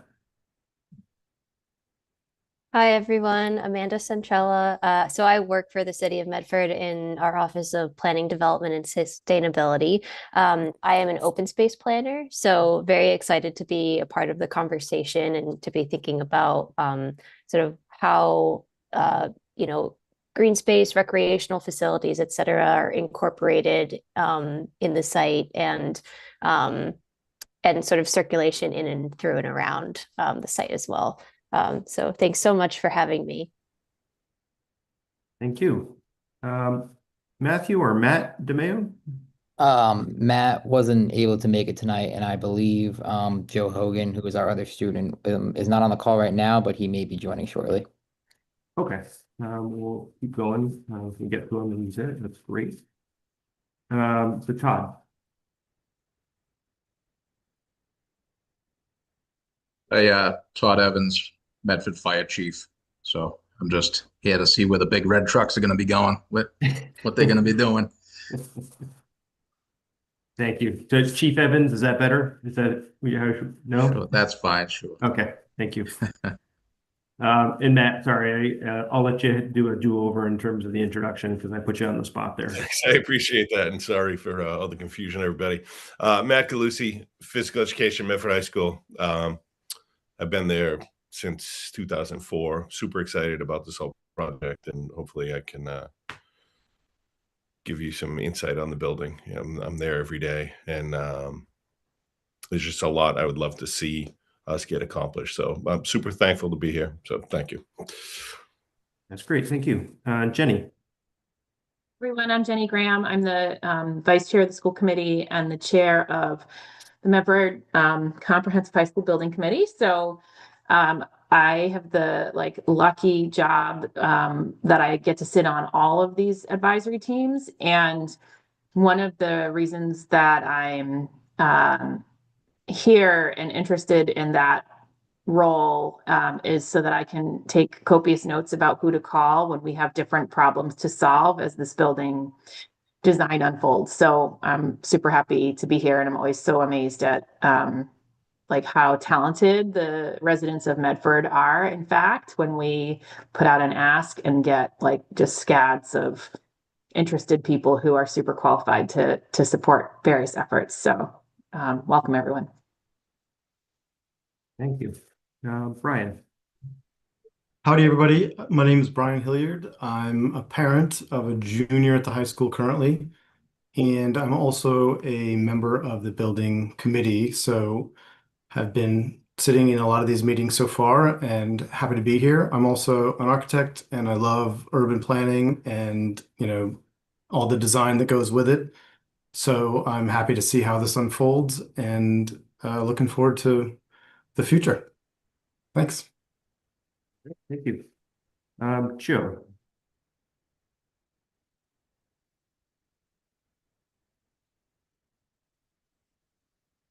Or was Joe our other student that was potentially joining and may have not? Yeah, yet? Joe's our other Okay, student. okay, thank you. Alicia or Alicia? Hi, thank you. It's Alicia. Okay. I am the Director of Planning, Development, and Sustainability for the city. I am actually the parent of a current Medford High junior. Brian, I think our boys are good friends, but I'm not sure if that we've actually met. And I have twins who have graduated from Medford High. But I've also, through my work with the city, done a lot of work on building energy, but I've sent a different staff person to that project. One of the things that I was really passionate about, and then I'm going to call out Matt Galusi. He was one of the instigators on getting students outside of the buildings during the school days.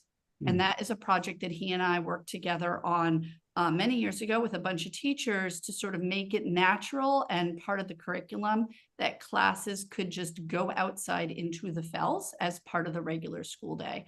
And I have a lot of interest in both school security and the ability of students to not feel like they're in a jail, to feel like they have movement and freedom and the ability to do things and go places and have good, healthy places to be going to school.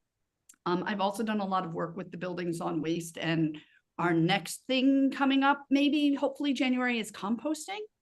So I have a lot of interest in all these different kinds of areas. Plus, I am the sustainability director for the city. So, and transportation, bikes. These kids got to start biking to school. Thank you. I'll get off my soapbox now. That's all right. This whole meeting is a perfect opportunity for soapboxing. That's what we're here for. All right, Nick. Good evening, everyone. I hope y'all can hear me well. Yes. Okay, thank you. My name is Nicholas Kadinger, or Nick. Either way goes, is fine by me. I am the disability specialist for the city of Medford. I work in the office of DEI for the city. But I am also a lifelong Medford resident, and also one of the members of the first class to go through the McGlynn, from from start to finish. So I have lived in Medford for practically my whole life, and I am grateful to be here. Not only am I the disability specialist, I also am a young man um eh, with with with, with a cerebral palsy, so I do use a walker and another mobility devices, and so this is very crucial for someone who would be in my shoes, and so I am hoping to make the future high school not only an enjoyable place, but an accessible place for all people. So thank you. That is great. We really appreciate your perspective, Nick. Thank you. Ethan. Evening, folks. Ethan Lay Sleeper. I'm a Medford resident, and I've got a class of 2037 and a class of 2040 kids. My professionally, I work in architecture and planning. I was also on the steering committee for the comprehensive plan. So have curiosity for all things planning, and then also, some personal interest in the future of the high school. Also, live pretty close to the Fells and spend a bunch of time in there. And I see, this committee, obviously, we want to ensure that the new master plan, site plan is, safe and accessible for all modes of transportation. And also to really take advantage of this amazing site that we have, and really like hearing, what Alicia was saying, and saw Matt nodding his head too, but the fells and the resource there just to get outside and take a breath of fresh air, maybe even look at opportunities to expand educational opportunities related to, outdoor recreation and beyond would be great thing to kind of talk about here with all of you. Ken. Good evening, everyone. I'm Ken Lord. I'm the Chief Operations Officer for the Bedford Public Schools. I am in charge of facilities, technology, and security, and I'm really excited to participate in this project to try to make all those things work for us. Thank you. Sean? Hi, good afternoon, everybody. My name is Sean Mangan. Sorry I'm in the car as well. I apologize for that. I'm the Director of Operations and Communications at Armstrong Ambulance. I've been with Armstrong for about 30 years. I'm also a lifelong resident of the city, graduate of Medford High School, along with my son a couple of years ago who graduated. Been in and around Medford High School for a long time, responded to hundreds of calls in there for EMS-related incidents. Just here, glad to be part of this and to help out however I can. Thank you. Thank you, Sean. Great to have you here. Tim. Hi, everybody. Tim McGivern. I'm the Commissioner of Public Works for the City of Medford. So I'm in charge of the public ways, parks, the water system, sewer system, with engineering support, fleet, the fleet of the city, forestry, Oak Grove Cemetery, and we assist with the operation and maintenance of the school sites as well, especially during winter. I also have 2 kids in the school system, and I was once a practicing civil engineer, licensed civil engineer, and my focus was in site development. I worked on some MSBA school projects as well back in those days. So looking forward to helping out wherever I can. The great collection of folks that we have there. This is wonderful. John.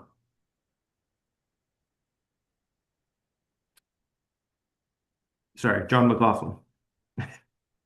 Since we have 2 Johns. Thought I saw John log on earlier.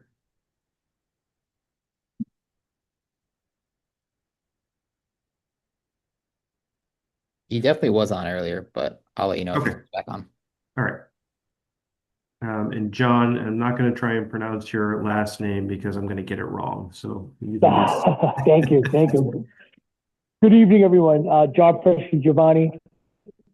I'm a current athletic coach up here, a sports coach at Medford High School currently. Longtime Medford resident, graduate of Medford High School. My 3 kids have graduated from Medford High School recently in the past, within the last 10 years. Excited to be part of this group, hear what's going on, and hope to give some insight with an athletic perspective.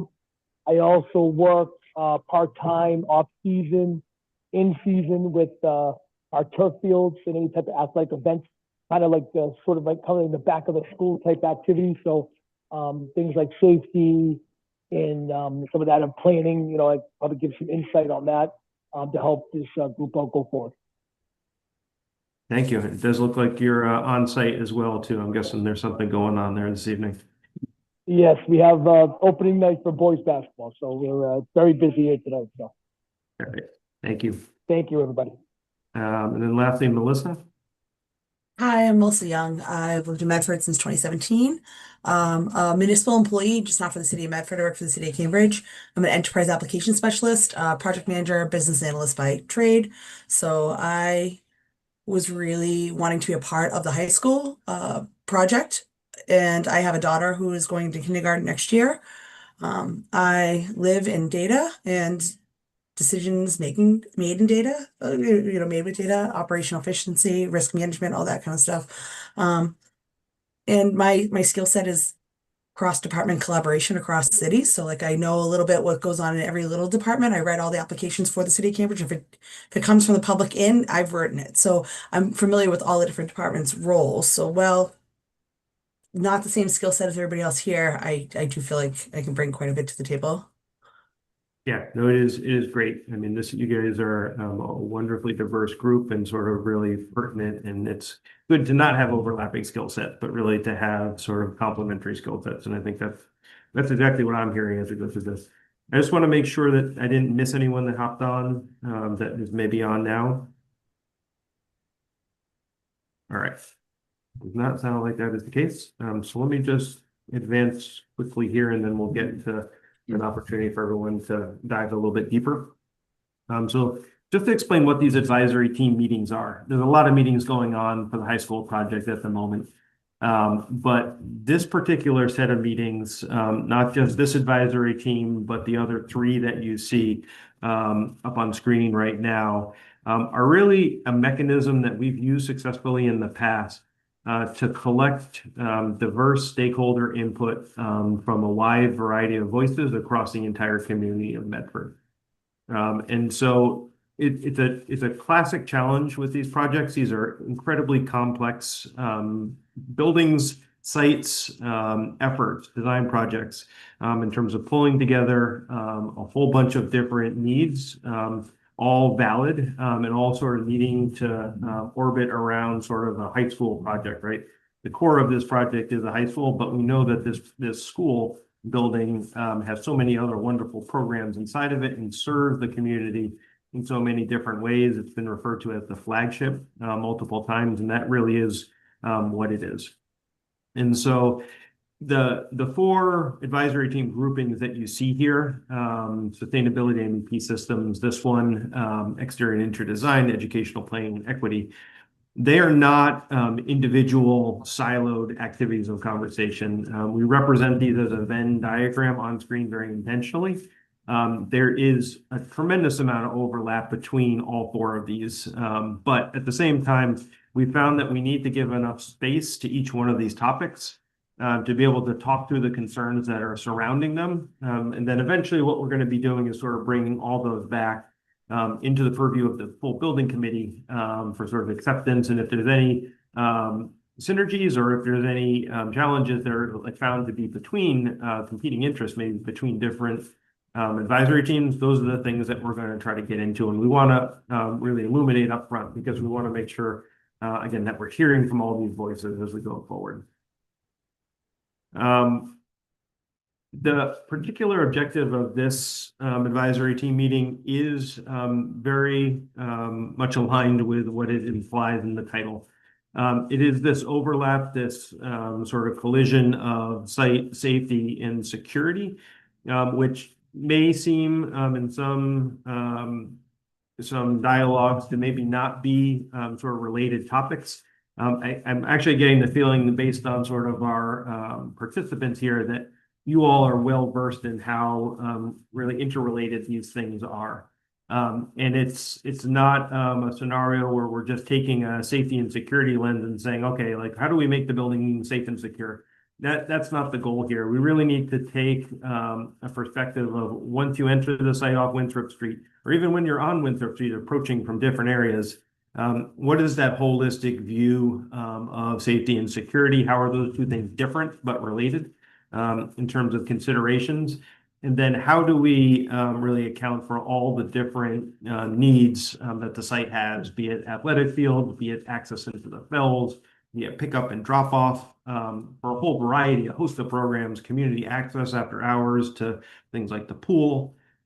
It's a fascinating and it's a complex set of issues. And so that's really why we have this advisory team to be able to dig into that and start to understand sort of where are the priorities and where are things that we need to focus on. A quick contextual slide here in terms of schedule. We are looking to open the new school or substantially renovated, added on to school in the fall of 2030. That's all the way on the right-hand side of our slide here. We are on the left-hand side in the feasibility study, still more or less at the beginning of this effort. The stars that you see here, 1 through 4, are the different times that we're going to come together with each advisory team to have discussions about the project on this particular topic. So to look at those 4 meetings and sort of the intent and cadence behind them, this first meeting is very much intended to be a listening meeting. Again, we are listening to you, but we also want to give you the opportunity to listen to each other. The second meeting is when we will actually come with some material, and we will, based on what we're hearing as sort of the topics that need to be covered, we'll put forward some graphic material and we'll present some concepts that we'll look for feedback on in that second meeting, which has been scheduled for January 13th. The third meeting and the fourth meeting are really meant to refine these topics. We want to make sure that we're hearing everyone correctly and that we can formulate recommendations that will be shared back to the full building committee.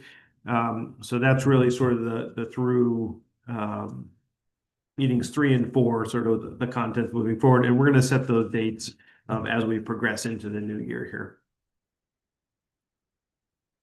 All right. So I'm going to hold down the screen share here. And I just need to do the quick math of how much time we have available.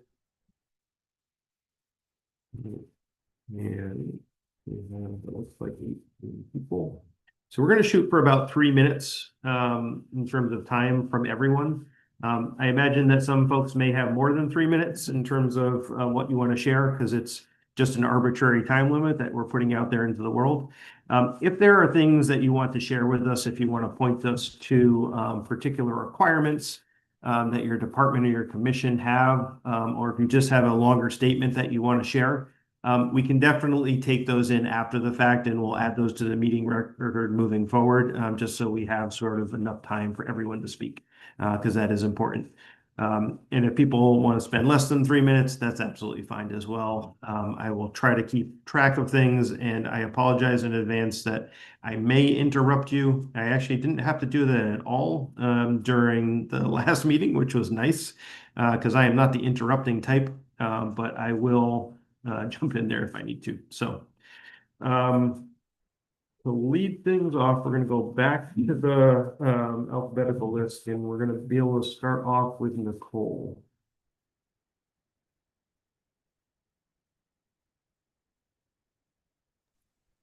I'm just going to listen for now. I actually have to hop off in a minute. It's my daughter's birthday. I'm sorry, but I'm listening. I'm usually not the one that is quiet.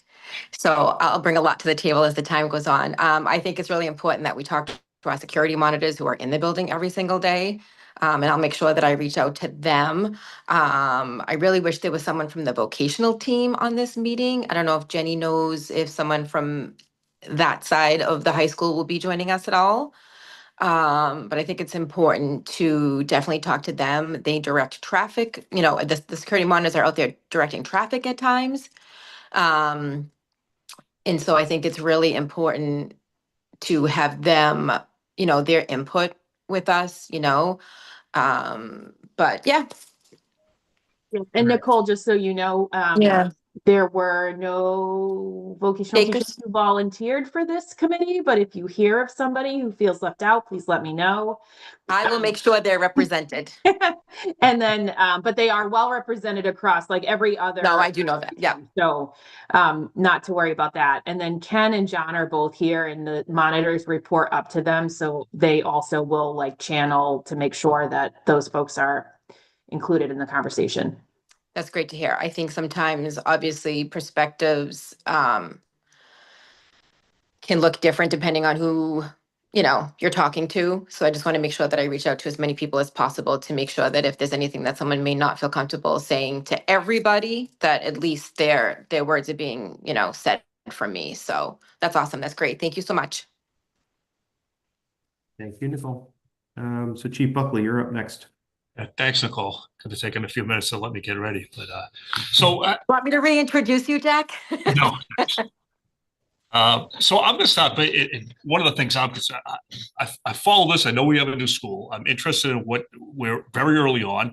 My understanding is there are no plans and no drawings and no site ideas. So when you put up the dates and the expectations, I suggest that that's going to be a fluid process, right? Because there's a lot of issues related to security and site that we're not even going to be able to address until we get pen on paper and start looking at what we're looking at and designing. That's number one. The second part is, at least from my perspective, and I know we're talking in generalities now, but there are certain security aspects that we will not discuss in a public forum. I mean, I know that might send some people off, but their security reasons, their security for a reason, and we want to do that. So we could deal with that as we move on down the line. Aside from that, this is a historic site for the city of Medford. It's a difficult site. And just the site in and of itself is going to have some things that we have to overcome. In the main sense, I think the access and egress, right? Can't do one road anymore. That's going to be a problem for everyone who said they were an architect and an urban designer. Like, well, get your thinking caps on, because that is going to be an issue that we're going to have to start thinking about. Outside of that, security measures we'll deal with as we go along.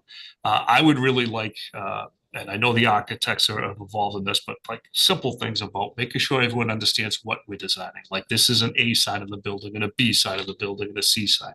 Common terminology, numbered stairwells, numbered doorways, numbered locations for security cameras. All these are some basic stuff. So I'm just saying them out loud to give you an idea of what some of the things that I'm looking for. Communications, capabilities on site. We've spent years with an old high school, and my police officers go into that school and can step into one location and not have any access to our radio communications. We've worked with installing BDAs and to overcome those things, but modern buildings are often tight buildings, right? And they often come with their own communications problem. We need to think about that ahead of time, right? That's just not going to affect the police, but the fire and EMS. It's also going to affect internal communications between teachers and staff if they use things other than, the PA systems. But those are things we have to keep in mind and how we kind of, as we go forward. And, other than that, I think most of my issues or concerns might come up during the design phase, right? Like, I believe in open concepts, right? But there's like secure lobbies, open concepts, sight lines, people know where to go. And we need an easy building. That high school, I heard a lot of people here say that they went to this high school. That is not an easy high school to get around. It's not. We have to design a little bit more simply, right? A little bit more understanding of where we are in that building and where we're going. But I have confidence in the teams that doing this. But I'm just telling you what my mindset is going into this whole process.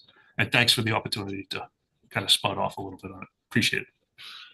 Yeah, and Jack, to your point, like when there are those sort of confidential, sensitive conversations, like we will carve off and engage with you and Todd about those things, the way that they need to be handled, because you're right, like it's not secure if you tell everybody your secure plans. Yes. So. Yep. And I knew that would come up, and it's a matter of like who's going to have those conversations at what. So, but much appreciated. And just to give a little insight there too, so we will certainly be coming and speaking in person with police and with fire to be able to run through those things in detail, and that's typically how we will handle that. So good to sort of keep things at a little bit of a higher level, but that was like an excellent start just in terms of what we're interested in hearing today in terms of what those priority goals are. So really appreciate that. So I think Teresa, you are up next. Thank you. So you asked for my goals, and here I represent not just my own family and with my expertise in urban planning, transportation planning, but I serve as a representative of Medford Safe Routes to School Task Force. I'm co-chair of Medford Mothers Out Front Transportation Task Force, and I'm a member of Walk Medford.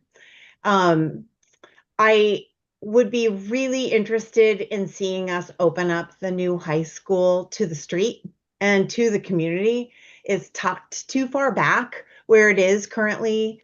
The vast array of free parking encourages driving and traffic congestion along Winthrop Street. And it honestly, the way it's situated, it discourages walking and cycling. The location of the high school campus is not central to all of Medford's neighborhoods. There is transit access and there is bike access to excellent transit if the site design did a better job of encouraging that bike access to transit. I'd love to help this team figure out ways to encourage less driving for students, for teachers, and for staff. I'd love to see you open up the high school campus to the street. I don't like that there's a sidewalk on one side. I've ridden my bike up to Medford Family Network many times, especially when my kids were younger. My daughter does the band camp in summer times, and the two of us will ride our bikes together. She uses the snare drum. It's not easy on a bike. And it's also not easy because that hill, it's a slight hill, but it's a hill. And what it does is it discourages cycling. Not everyone is going to have an e-bike. I agree with what someone else had to say about the permeability of the high school to the fells. That's a secondary focus for my interests, but I do like it. And finally, the vocational school aspect of the high school is such a huge strength to Medford and to the region. So the idea of involving the vocational students somehow in the design and the construction of the school, in my mind, it would be part of that concept of opening up the school to the community. Great. Thank you. Amanda? Awesome. Excuse me. I love so much of what Teresa was just saying. I think so, this is a high school first, but I also think of it as this incredible, community resource. And so the way that it's situated now does feel sort of insulated from the surrounding neighborhood. If there are ways to, I think, there's a balancing act of creating a space that has access, is accessible and welcoming, while also like maintaining sort of site safety and security for students and staff. Very interested in kind of getting into conversations around that. I think that other things that are of interest to me would be, what are ways that the athletic fields and other kind of green space or like public space within the school and around the school can address or at least forestall any sort of things related to climate. So if, are we having any challenges with muddy fields or just heat, things that are, responsive to, our felt experience in and around the area. Let's see, I think, encourage, like, what are ways that we can design to encourage different modes of getting to and from the school, getting around the school. So much like what Teresa was talking about, encouraging biking, encouraging, use of transit. And I see the Fells as this incredible resource that is, right there. Like how do we, and again, I think it's also a little bit of that balancing act of, safety and security, because there's this open public resource that is next door or like on the footsteps of doorsteps of the school. And like we want, I think to encourage folks in and to come in and around the area, particularly students. I think so. That's another piece of it. Let's see. Sorry, I'm just looking at my notes here.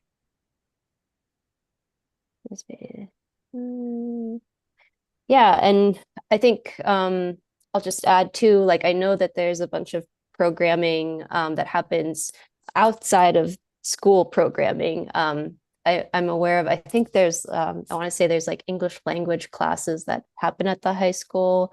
Correct me if I'm wrong. The So Japanese just school. Yep. thank you. On the Yes. week on Saturdays. Yep. Yeah. So, yeah, just sort of again highlighting, this is a high school first, but it also like a huge community resource, access to the pool, things like that.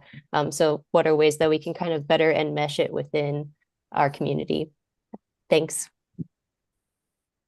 Thank you. All right.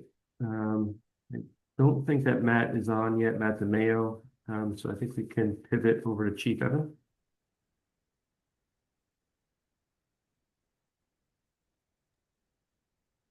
Hi, yeah, so some of my concerns kind of overlay with Chief Buckley's concerns also as far as like radio communications, BDAs installed and things like that. But definitely a concern is the access routes there. I mean, as far as coming in two different independent directions. I mean, right now there are currently pinch points at that school on the sides of the school where it basically dead ends and it does block in fire apparatus or ambulances and it can kind of get people stuck in there. I mean, we recently had a issue with a fire in the woods nearby there, and everybody was kind of congested in one area there, kind of in a dead end area, and students are trying to leave and get out of there, and they're blocked in, and it gets ugly without two ways in and out. So that's definitely a concern. Obviously, fire lanes, things like that. We'll obviously discuss hydrant locations and things like that. Landscaping, you have the landscaping team there. We can address things with them as far as access goes. Obviously, we'll be discussing, sprinkler systems and fire doors and all that's down the road and everything else and compartmentation. But probably, especially, we'd like to look at find out what your plans are on like high risk spaces there, such as like labs and shops, vehicle, automotive, probably gymnasiums and kitchen areas and things like that. So those are going to be some of the things that we want to look at with you. And obviously, we'll be talking about the construction phase going on there and what kind of access we will have to think about during construction phase there, and like Knox box and Knox box locations and gates, if you're putting gates and security such as that, so that we'll be able to access any areas if something happens during that phase. And then we'll probably be also talking about later on down the line about like what your plans are with rooftop units and solar panels and things like that, and kind of roof access and roof safety around the perimeter of the roof also in regards to fire department operations. And again, there's probably some other sensitive security things like Chief Buckley mentioned that we'll have to discuss in another way. But that's basically the beginning of it. I'm sure we're going to have a lot of other things to discuss later on as we get further down the road and see some progress here. Yeah, and photovoltaic panels, that's definitely one of the topics that's going to cross into multiple advisory teams in terms of discussions. I appreciate you bringing it up. Okay, Matt Felucci, I think you're up next. So obviously, I want to see a modern state-of-the-art building that, is flexible learning environment that can support all our growing needs. Right now, that building is massive, and there's a lot of areas where we don't have visibility on. Kids can kind of hide out. I graduated in 92 with maybe 2,400 kids in the whole school, and it was too big then. And, here we are now with maybe 1,300 kids. It is just a massive space. So there's a lot of blind areas in that building, especially down my end of the building, the gymnasium area. I would love to see that get cleaned up. From a traffic standpoint, I would love to see a flow, like Chief Buckley and Chief Evans both said, some kind of flow around the building. It is, if you go behind the gym, up by the pool area, up by the fields, that's it. It stops. If we could ever get some kind of traffic pattern that goes completely around the building, one way in, one way out, and then we definitely need some kind of emergency egress, which we're going to have to get super creative with that because we have all residential areas around us. I don't know how that's going to happen. Obviously, access to the fells is huge. From in my world, 2011, 2012, I got a Mass DCR grant. We put in a trail. We have an almost 1 mile trail that we use a lot with phys ed classes. So I want to make sure that we're still using the fells. As far as field space and whatnot, one thing I've seen with other schools that have been built, you have to account for enough parking spaces. You can build these beautiful state-of-the-art schools with these beautiful fields, and you're renting out the fields or you're doing other stuff in the fields, and there's just not enough spots to park. So we're going to have to figure that out. What else we got? I love that the community utilizes the building. It is the flagship. We do so much up there, but I would like to see that community utilized spaces, ideally grouped together so we can assure security. I'm not saying separation, but seal them off from other parts of the building. Where I am in the gym, I see all the people that go and swim every day, and I think it's fantastic. But we have had people that are new coming to swim, and they're banging on the back door of the gym, and I open the door and I'm like, "Can I help you?" And they don't know where to go, and God forbid, somebody ever got in the building. So I'd like to see that. Like I said, the gym is just, it's so large with so many blind areas. I'd like to see, high visibility spaces, and also high visibility spaces where kids can gather, faculty can gather, and we can collaborate, and nobody's being hidden. One big thing too, my last point, I'll give everyone their time. I would love to see the bus drop-off area be designated just for bus drop-off. We've been super fortunate that we haven't had too many accidents, but I see the way some parents drive when their kids are late to school. And as currently constituted, that bus loop, parents can fly down there. You can have someone crossing the street. So I just definitely feel that's a danger point that we need to look at and clean up. And I'm sure I'll have a lot more, but I want to give everyone their time. So thanks. You're very much on time. I appreciate that. Thank you. Jenny, you're up next. When I was a kid, for about 5 minutes, I wanted to be an architect. And then I realized I couldn't draw a straight line and I hated physics. And so I had to move on from that. I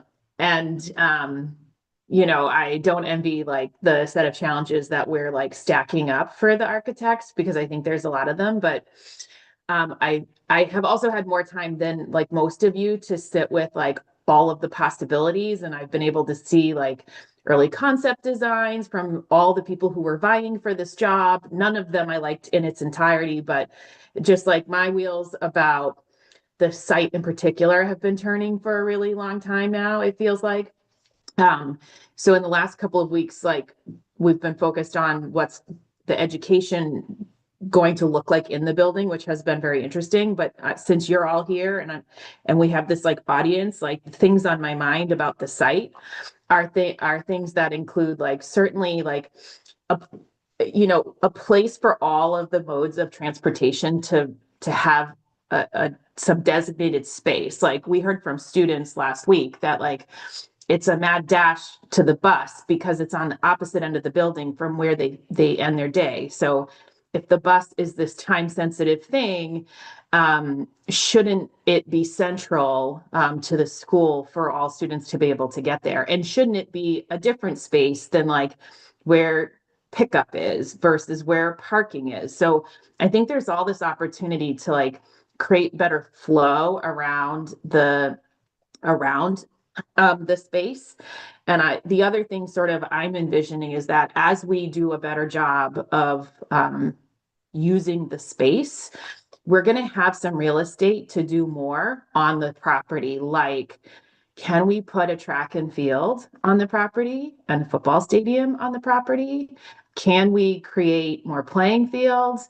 Can we we have like everyone talks about the field of dreams. The field, half the rubber from the field of dreams is in my house. So I'm here to say it's time for us to dream again about what the field of dreams looks like. But I think there's just so much opportunity to do the things on the site that the community would really value. And I think one of the keys to this whole project for me is that the high school is not a place you go for 4 years. It is a community space that everyone sees as a resource. So that's like the pool. I have people in my ear saying, don't get rid of the pool. It's one of the best pools I've seen in the area. And it's the theater, and it's like the playing fields, and it's like all the things that bring people to the space that may have nothing to do with what goes on in the building. So I'm super excited about the opportunity that's created. Like we've got all this these weird patches of grass all over the place that the football team uses practice field, and they're like, it's kind of junk, but we can't get across the city to use the real field. And there is all this space. It's just not maximized in any way. And then my parting thing, Chief Evans, close your ears.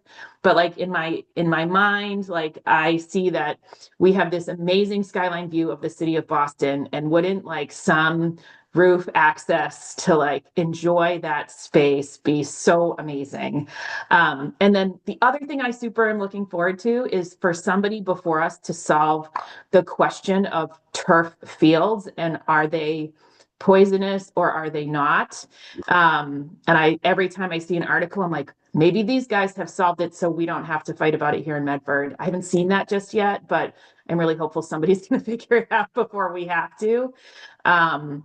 And then I think just overall, to me, this is such an opportunity for Medford to create space. We can't create, we're so landlocked here that this is an opportunity to say, how can we create space here that doesn't exist in the city today, so that everybody who ultimately has to go and say, we're going to pay more taxes to do this, has a reason to say yes. And to me, that's about creating something for everybody in this building, in addition to doing right by the students who are going to spend 180 days a year there. Thank you. Brian, you are up next. All right, can you hear me now? We can, yep. Excellent. So I think I just have 2 points to touch on. Again, obviously this is an incredibly difficult site. There's tons of flow and pattern issues that we're all well aware of. I'm probably really fortunate as a parent because, like I said, our son is a junior, and I can honestly say I've never driven to the school during any of the rush hour times. So he either walks, bikes, or takes public transit. And so my first point is the public transit, and I'm not quite sure how it works. He literally gets on the city bus that goes in. And one of the things that actually Jenny and I heard in some of the earlier meetings with the kids is that it's really difficult for them to not only get to the bus stop and get out and get on their way. It's immediately after the bell rings, and there's only one wave of buses. And if you want to meet with a teacher, if you have to take a test after school, if you do after school activities, you're on your own. So it'd be interesting to work with the city and see if we can get another round of buses somehow. So public transit, because public transit's huge in my eyes, and I'm a big proponent. So that's one. Looking forward to the solutions. I know in my eyes, again, because I've got some history thinking about this kind of stuff, I'm really curious where the phasing goes, because it is a tight site, and I would love, like somebody mentioned, to have some street presence. I'd love to take advantage, obviously, the in and out of inner space and connection to the fells. Like Jenny mentioned, up on the high point, there's great views. How do we take advantage? This to me is all hinged upon how the phasing goes. How much of the old building do we keep? How much do we tear down? and that's going to inform the traffic patterns, the site planning, and all these things. So I'm excited for you guys as the professionals to pen to paper and see how that phasing actually informs the site planning and what we end up with. Again, I think it's going to be important. It's going to be tough. It's going to be tight to get everything we want without a clean slate because we don't have one. We got a lot of stuff in there. So I guess I'll close out by saying good luck. And no, I'm very much looking forward to it and seeing what you guys do and working with you guys. So happy to be here. Thanks. And eventually we'll have most likely a construction manager that's going to come on and going to collaborate with the project team, everyone here as well, on some of those critical phasing issues. But you're right, we do have to find a path forward before those folks are really engaged in the conversation. So Joe, I think, is not here, right? That was one of our students. So I think, Alicia, you are up. Great. Okay, I was making some notes on what some of the other people were saying. I feel like the people who speak first are gonna be like, I would have commented on those things. Because I don't have a prompt to respond to, but I was looking at the site. The site is unfortunately extremely constrained because of its surrounding by the fells, but I sent a note to Jenny and to Tim McGivern that maybe we could look at some stuff with the state that are limiting this site.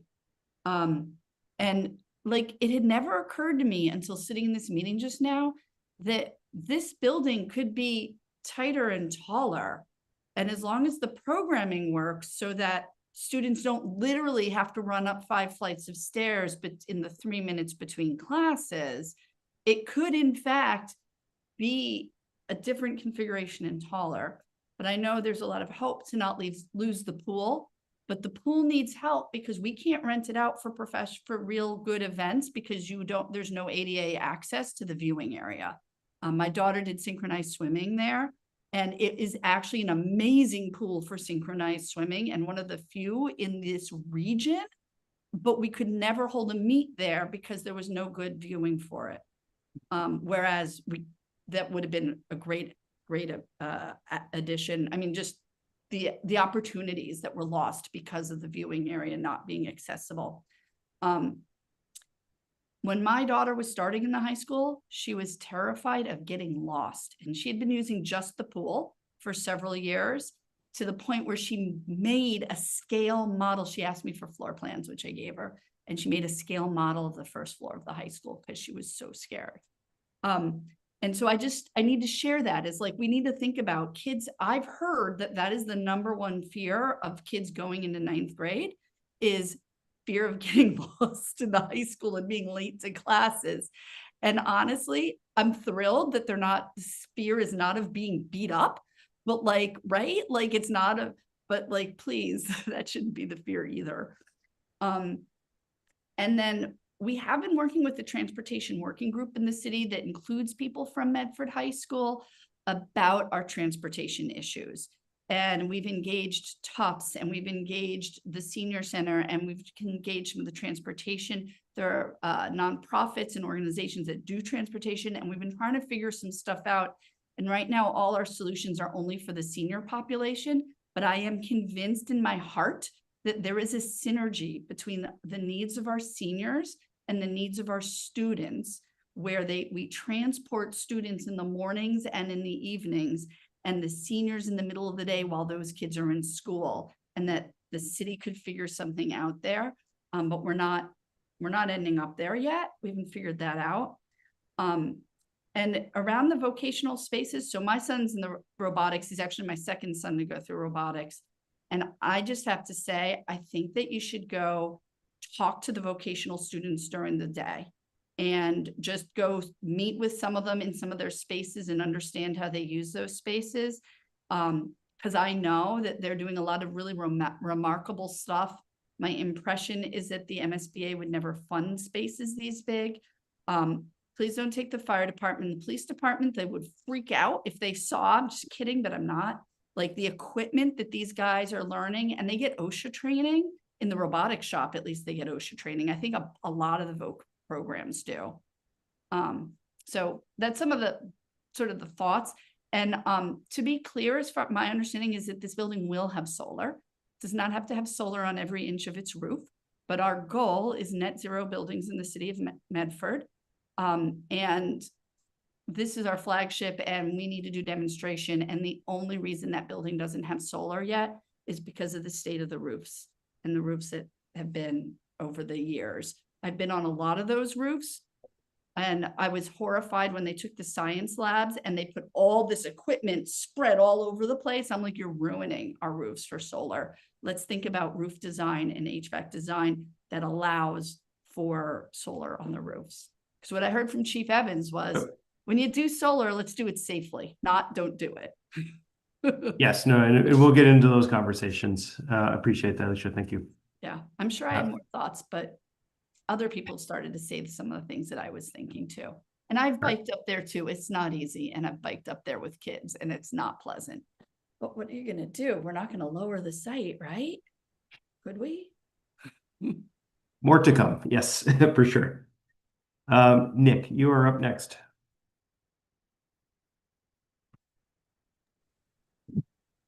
Good evening once again. I hope y'all can hear me well.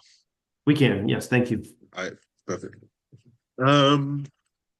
Yeah, so as the disability specialist and now the disabled person myself, my main concern is accessibility. Accessibility to the school itself, accessibility to the various students for their classrooms and stuff like that. I did not go to Medford High School precisely for this reason. Even though I went through public school for all my elementary and my middle school years, I had to go to a private school because Medford High was not accessible and was way too big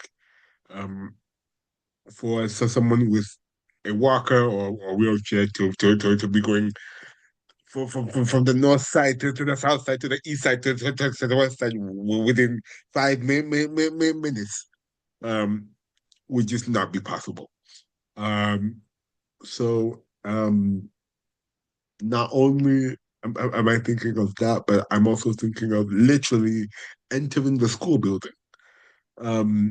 I haven't been to Medford High in a few years, but the ramp that they have going up to the door, yeah, no. Way too steep. Way too steep. And it's not okay.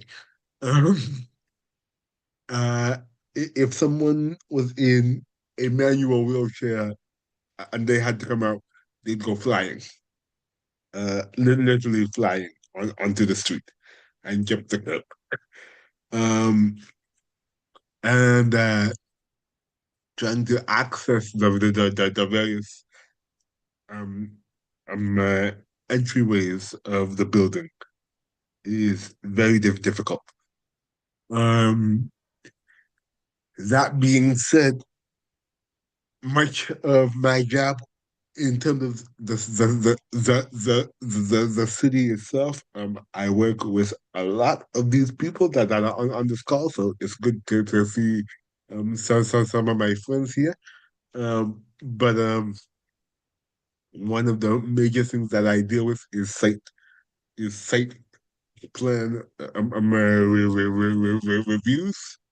So I will be one of the people that looks at the blueprints and be like, yeah, this works, or no, this does not work.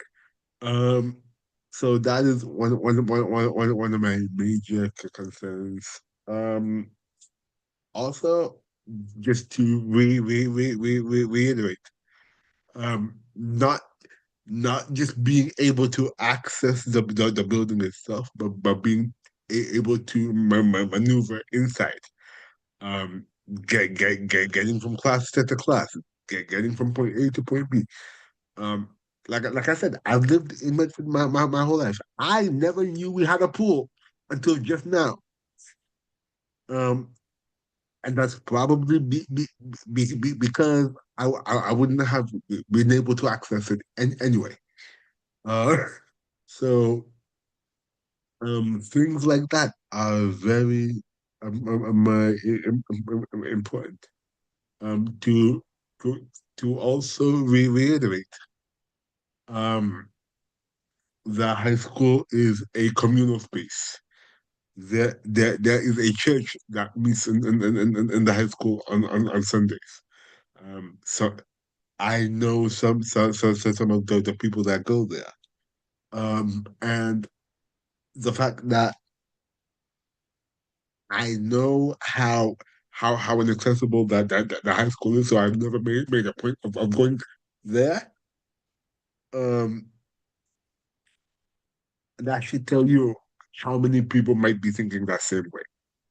Um, if uh, if we have events in the school, when I was growing up, there used to be a children's chorus that used to meet in the high school.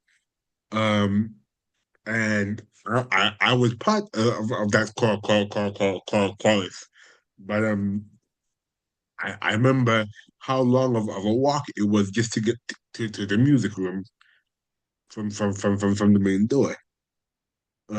So again, being able to maneuver that, and let me just say, um, me not going to Medford High School was not my parents' choice. It was my choice. Because I knew I would not be able to maneuver the inside of that building within good time. Despite having all my friends go there. Um, so stuff like that. Uh, and again, uh, I work very closely with both chiefs on this phone. I mean, on this Zoom call. And so I'm sure our roles will overlap as well. In terms of safety and whatnot. Um, and so yeah, I think that's really what I have to say on that. Thank you, Nick. Again, appreciate your perspective. All right, Ethan, you are up next.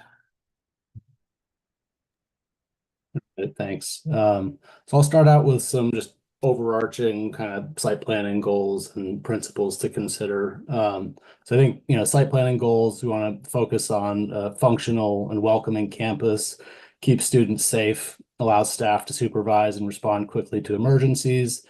And really all those goals should span the site planning, safety, and security as the integrated package for the new high school.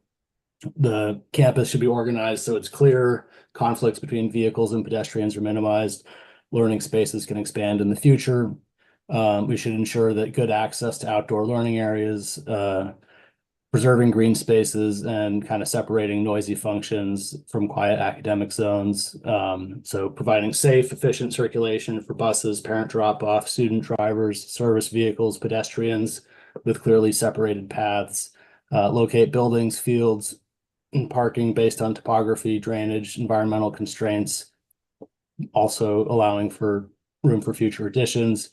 Create a campus that feels welcoming, legible, easy to navigate with clear wayfinding and logical zoning of uses. Relative to safety, ensure safe pedestrian routes with generous, well-lit walkways, accessible entrances, protected crossings, especially near drop-off zones. Designed for clear emergency egress and gathering areas with obvious evacuation routes, access for fire, police, EMS. Also address environmental and building safety, so structural integrity, site drainage, indoor air quality, safe materials, et cetera, for student health. And also, while doing this, consider there's concepts from the crime prevention through environmental design that could be applied, things like natural surveillance, controlled access, territorial reinforcement, being able to detect intruders and enable staff and first responders to respond quickly, but doing all that without making the high school feel like a fortress. And so some of the ways you could start to do that, limiting and controlling public access with a smaller number of supervised entry points, secure main vestibule leading to reception, maximize visibility with clear sight lines, appropriate lighting, window placement, so parking paths and entrances can be easily monitored. Define and secure perimeters, internal zones using fencing, landscaping, doors, access controls, all aligned with lockdown and emergency procedures. And I think that's kind of like the baseline that we need to achieve. And this next little bit is a little bit more exciting in that I'm trying to incorporate some ideas about how you could actually integrate the high school site plan with the fells. So I think site planning and fells access needs to be a primary objective. We want to create a coherent network of pedestrian and bike connections from the campus to the fells that are safe, visible, accessible in all seasons, reinforce the school's role as a gateway to the fells rather than a barrier at its edge, organize buildings, parking, and circulation to pull hard edges away from the fells, reserve that edge for habitat, outdoor learning areas, low impact recreation rather than vehicle dominated uses like today. Use site grading, planting, stormwater system to restore more natural hydrology along the fells interface. Ethan, I apologize. Just at the 3 minutes, I want to make sure that we have time for everybody. If it's possible for you to just give us sort of the rest of it as written, that would be very much appreciated. Yeah, sure. Okay, thank you. I apologize again. I am not the world's best interrupter by far. No worries. All right, Ken. Sure, thank you. So over my career, I've been involved in, I think, 7 other school building projects. I'm really interested in seeing how this one can solve some of the issues I've seen that have come out of designs in other schools that I've been involved with. Some of my primary concerns start with just site circulation, separating the bus and parent traffic and student parking traffic and pedestrian traffic on site, making sure that's safe, well lit, but not lit so it bothers the neighbors. That's always an important concept of light pollution. Making sure that inside the building we can segment all of our public areas properly from the school areas, so that if we have JLS using a tremendous amount of our building as they do every Saturday, we can still segment it off from the rest of the building so we can have activities in other parts, making sure the gym, the library, the theater, all those other spaces can be segmented and used. Our meeting spaces also being able to be used. Like right now we have the one popular PD place that we use is in the 3rd floor of the science wing. So getting people to and from there during the day for public meetings is difficult. Making sure the site's fully accessible, easily accessible from people who have disabilities.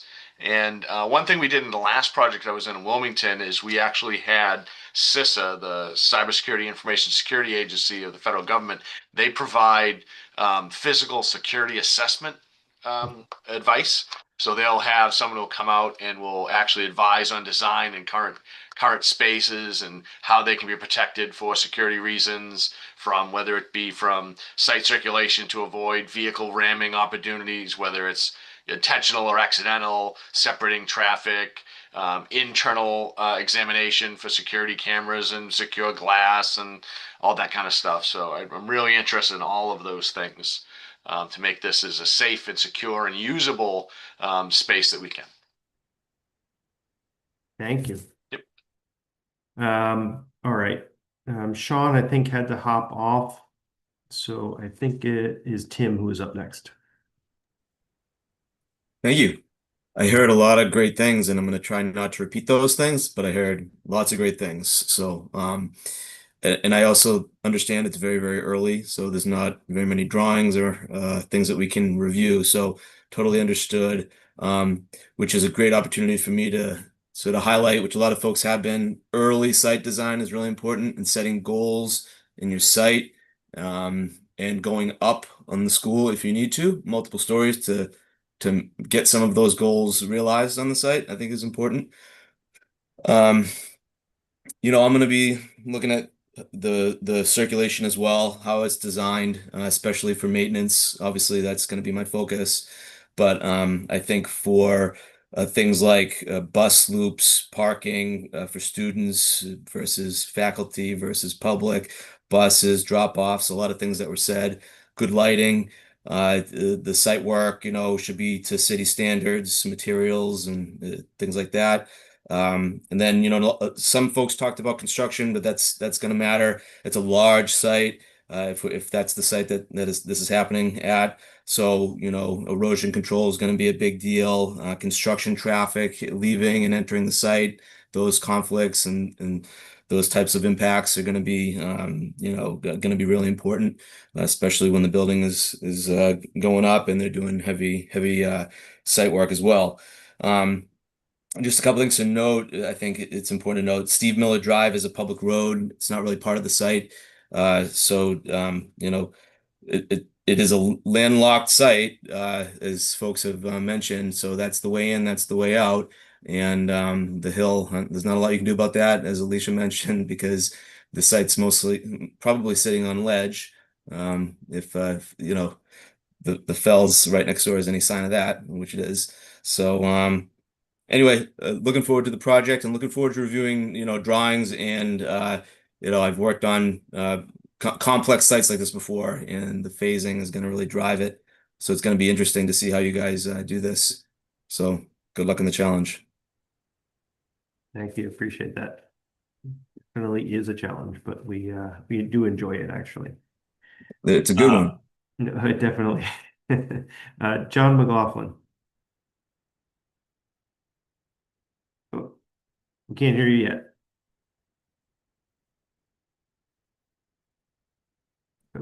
Hi, John McLaughlin, Director of Facilities, and it's excellent to hear people's perspectives on all of the different aspects that they want to see.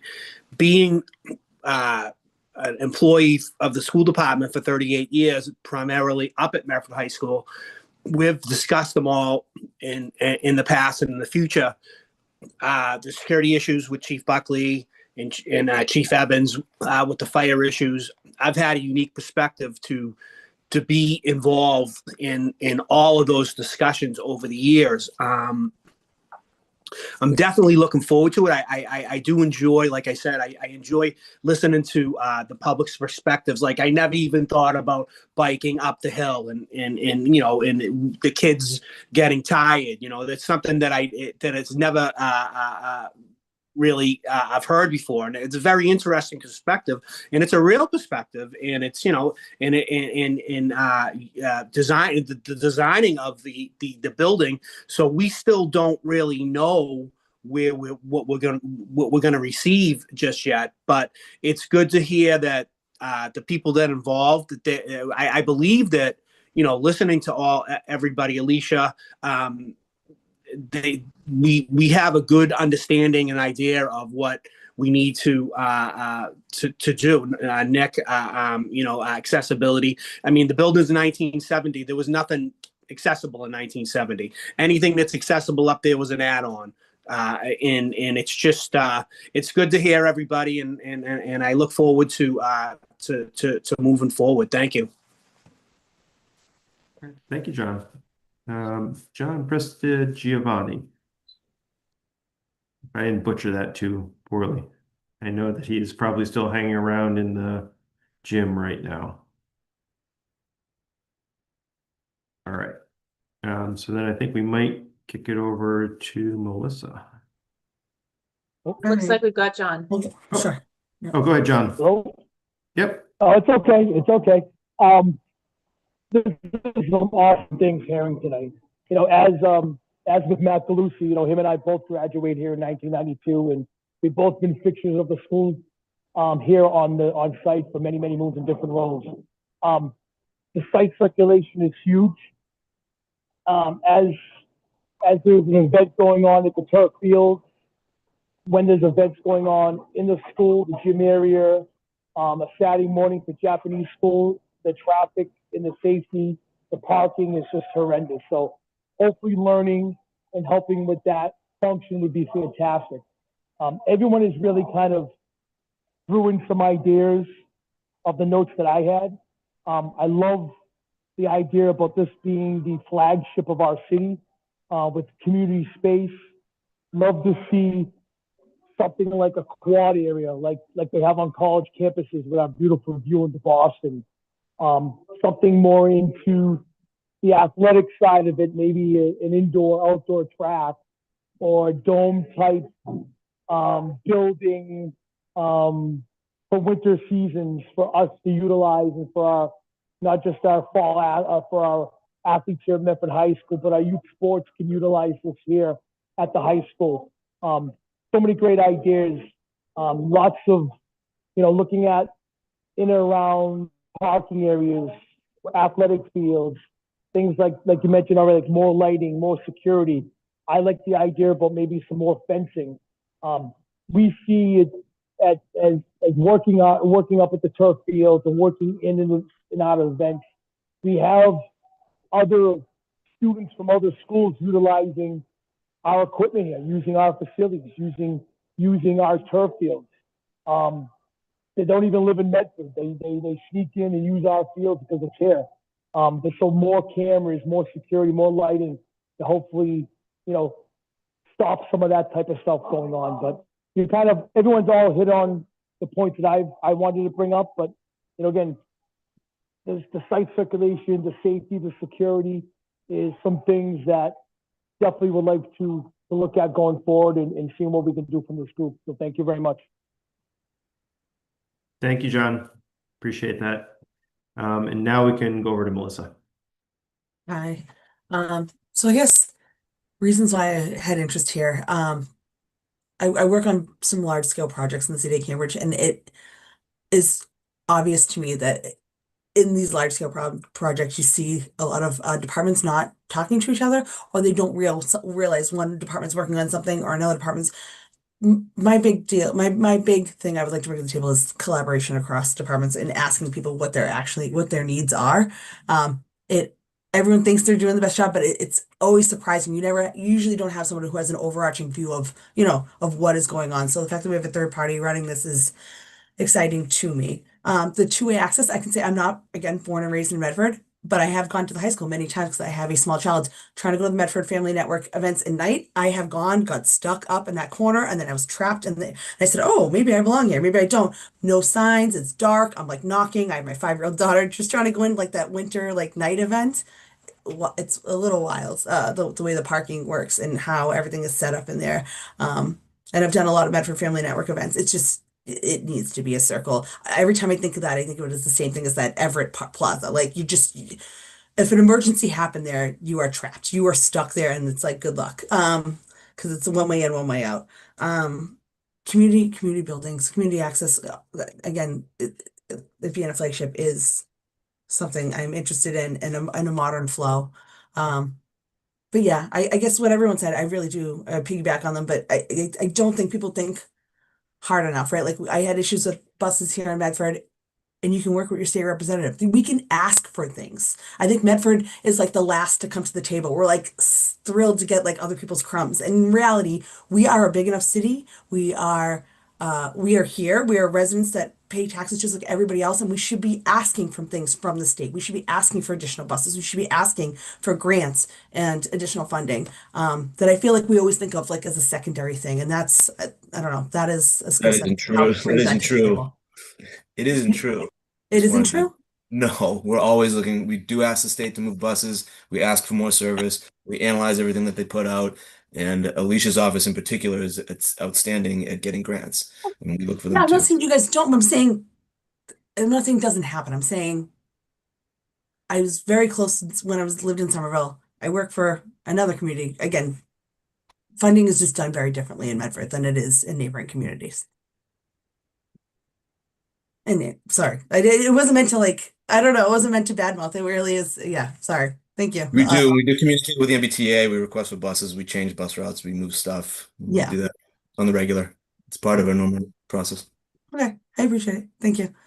But I think that what we're getting at, maybe some of this, does the school know to tell the DPW department and transportation that it would be great if those MBTA buses left 15 minutes later or 10 minutes later, and that we'd ask for that? Like that's this internal conversation that sometimes it happens and sometimes it happens ad hoc and not like as intentional as it could be. Don't worry, Alicia, I'm keeping a very long list of asks for our state delegation, so. And I'm smiling just because I know that like there's a little bit of tension there, but I think it's great to be able to sort of have these conversations and have the opportunity for each department to sort of share out what they are doing. I mean, that's really the focus here, is to try to make sure that we can all hear each other as we start to sort through what the issues are on site. So I have, I think, a minute. I'm not sure if that's enough time to get the screen back up here. I'll try to do it very quickly. Just to remind people that January 13th is our next meeting. We put up some topics, and just so you can understand what to expect the next time as we went through. I think actually we covered a lot of these. There's a lot more topics that were brought up today, which are absolutely excellent. And we will dive into those as we move forward into the next meeting. We will be trying to do that the next meeting as a hybrid meeting so that there can be an in-person component. So for those of you that do want to get together in person, that we have that opportunity. But again, really appreciate everyone's time this evening, understanding that it's a busy time of year and that we're late into the evening here, but your voices are very, very much appreciated. So with that, Chief Buckley has a parting word. Sorry about that. No, it's not really. It's just a question. Is there going to be further information we can have available? Like, one of the things I'm interested in is, what is the actual square footage of the land we own, and what is the square footage of the current building? And what do we know yet is intended to be kept during construction?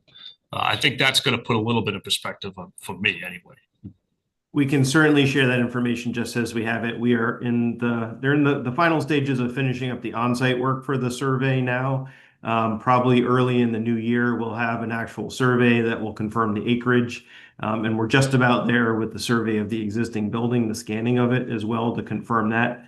So in the not too distant future, we definitely will have that. I will leave us with the notion that we still don't have any idea of what's going to be renovated or saved or built new. Those are the things that we're going to be exploring as we get into the new year. I think, as Jenny, you mentioned the fact that the building committee meetings are going to start to touch on some of those things. So if you're curious there and you want to either watch those live, participate in them live, or watch them after the fact, it's a great opportunity to sort of become a little bit more up to speed with the project. But Chief Buckley, we're also going to be reaching out to you, Chief Evans, specifically with that information as we go forward. Thank you. And then just some housekeeping as well. We'll work on sending out the email or the calendar invite for next month's meeting before the holiday break. And then we might just update it once we figure out the exact location and hybrid setup. So just keep an eye out for that invite. And if you could just accept it or decline depending on your availability, that would be greatly beneficial for us. So thank you. Thank you, Will. And thank you again, everybody. Hope everyone has a good evening. Good night, everyone.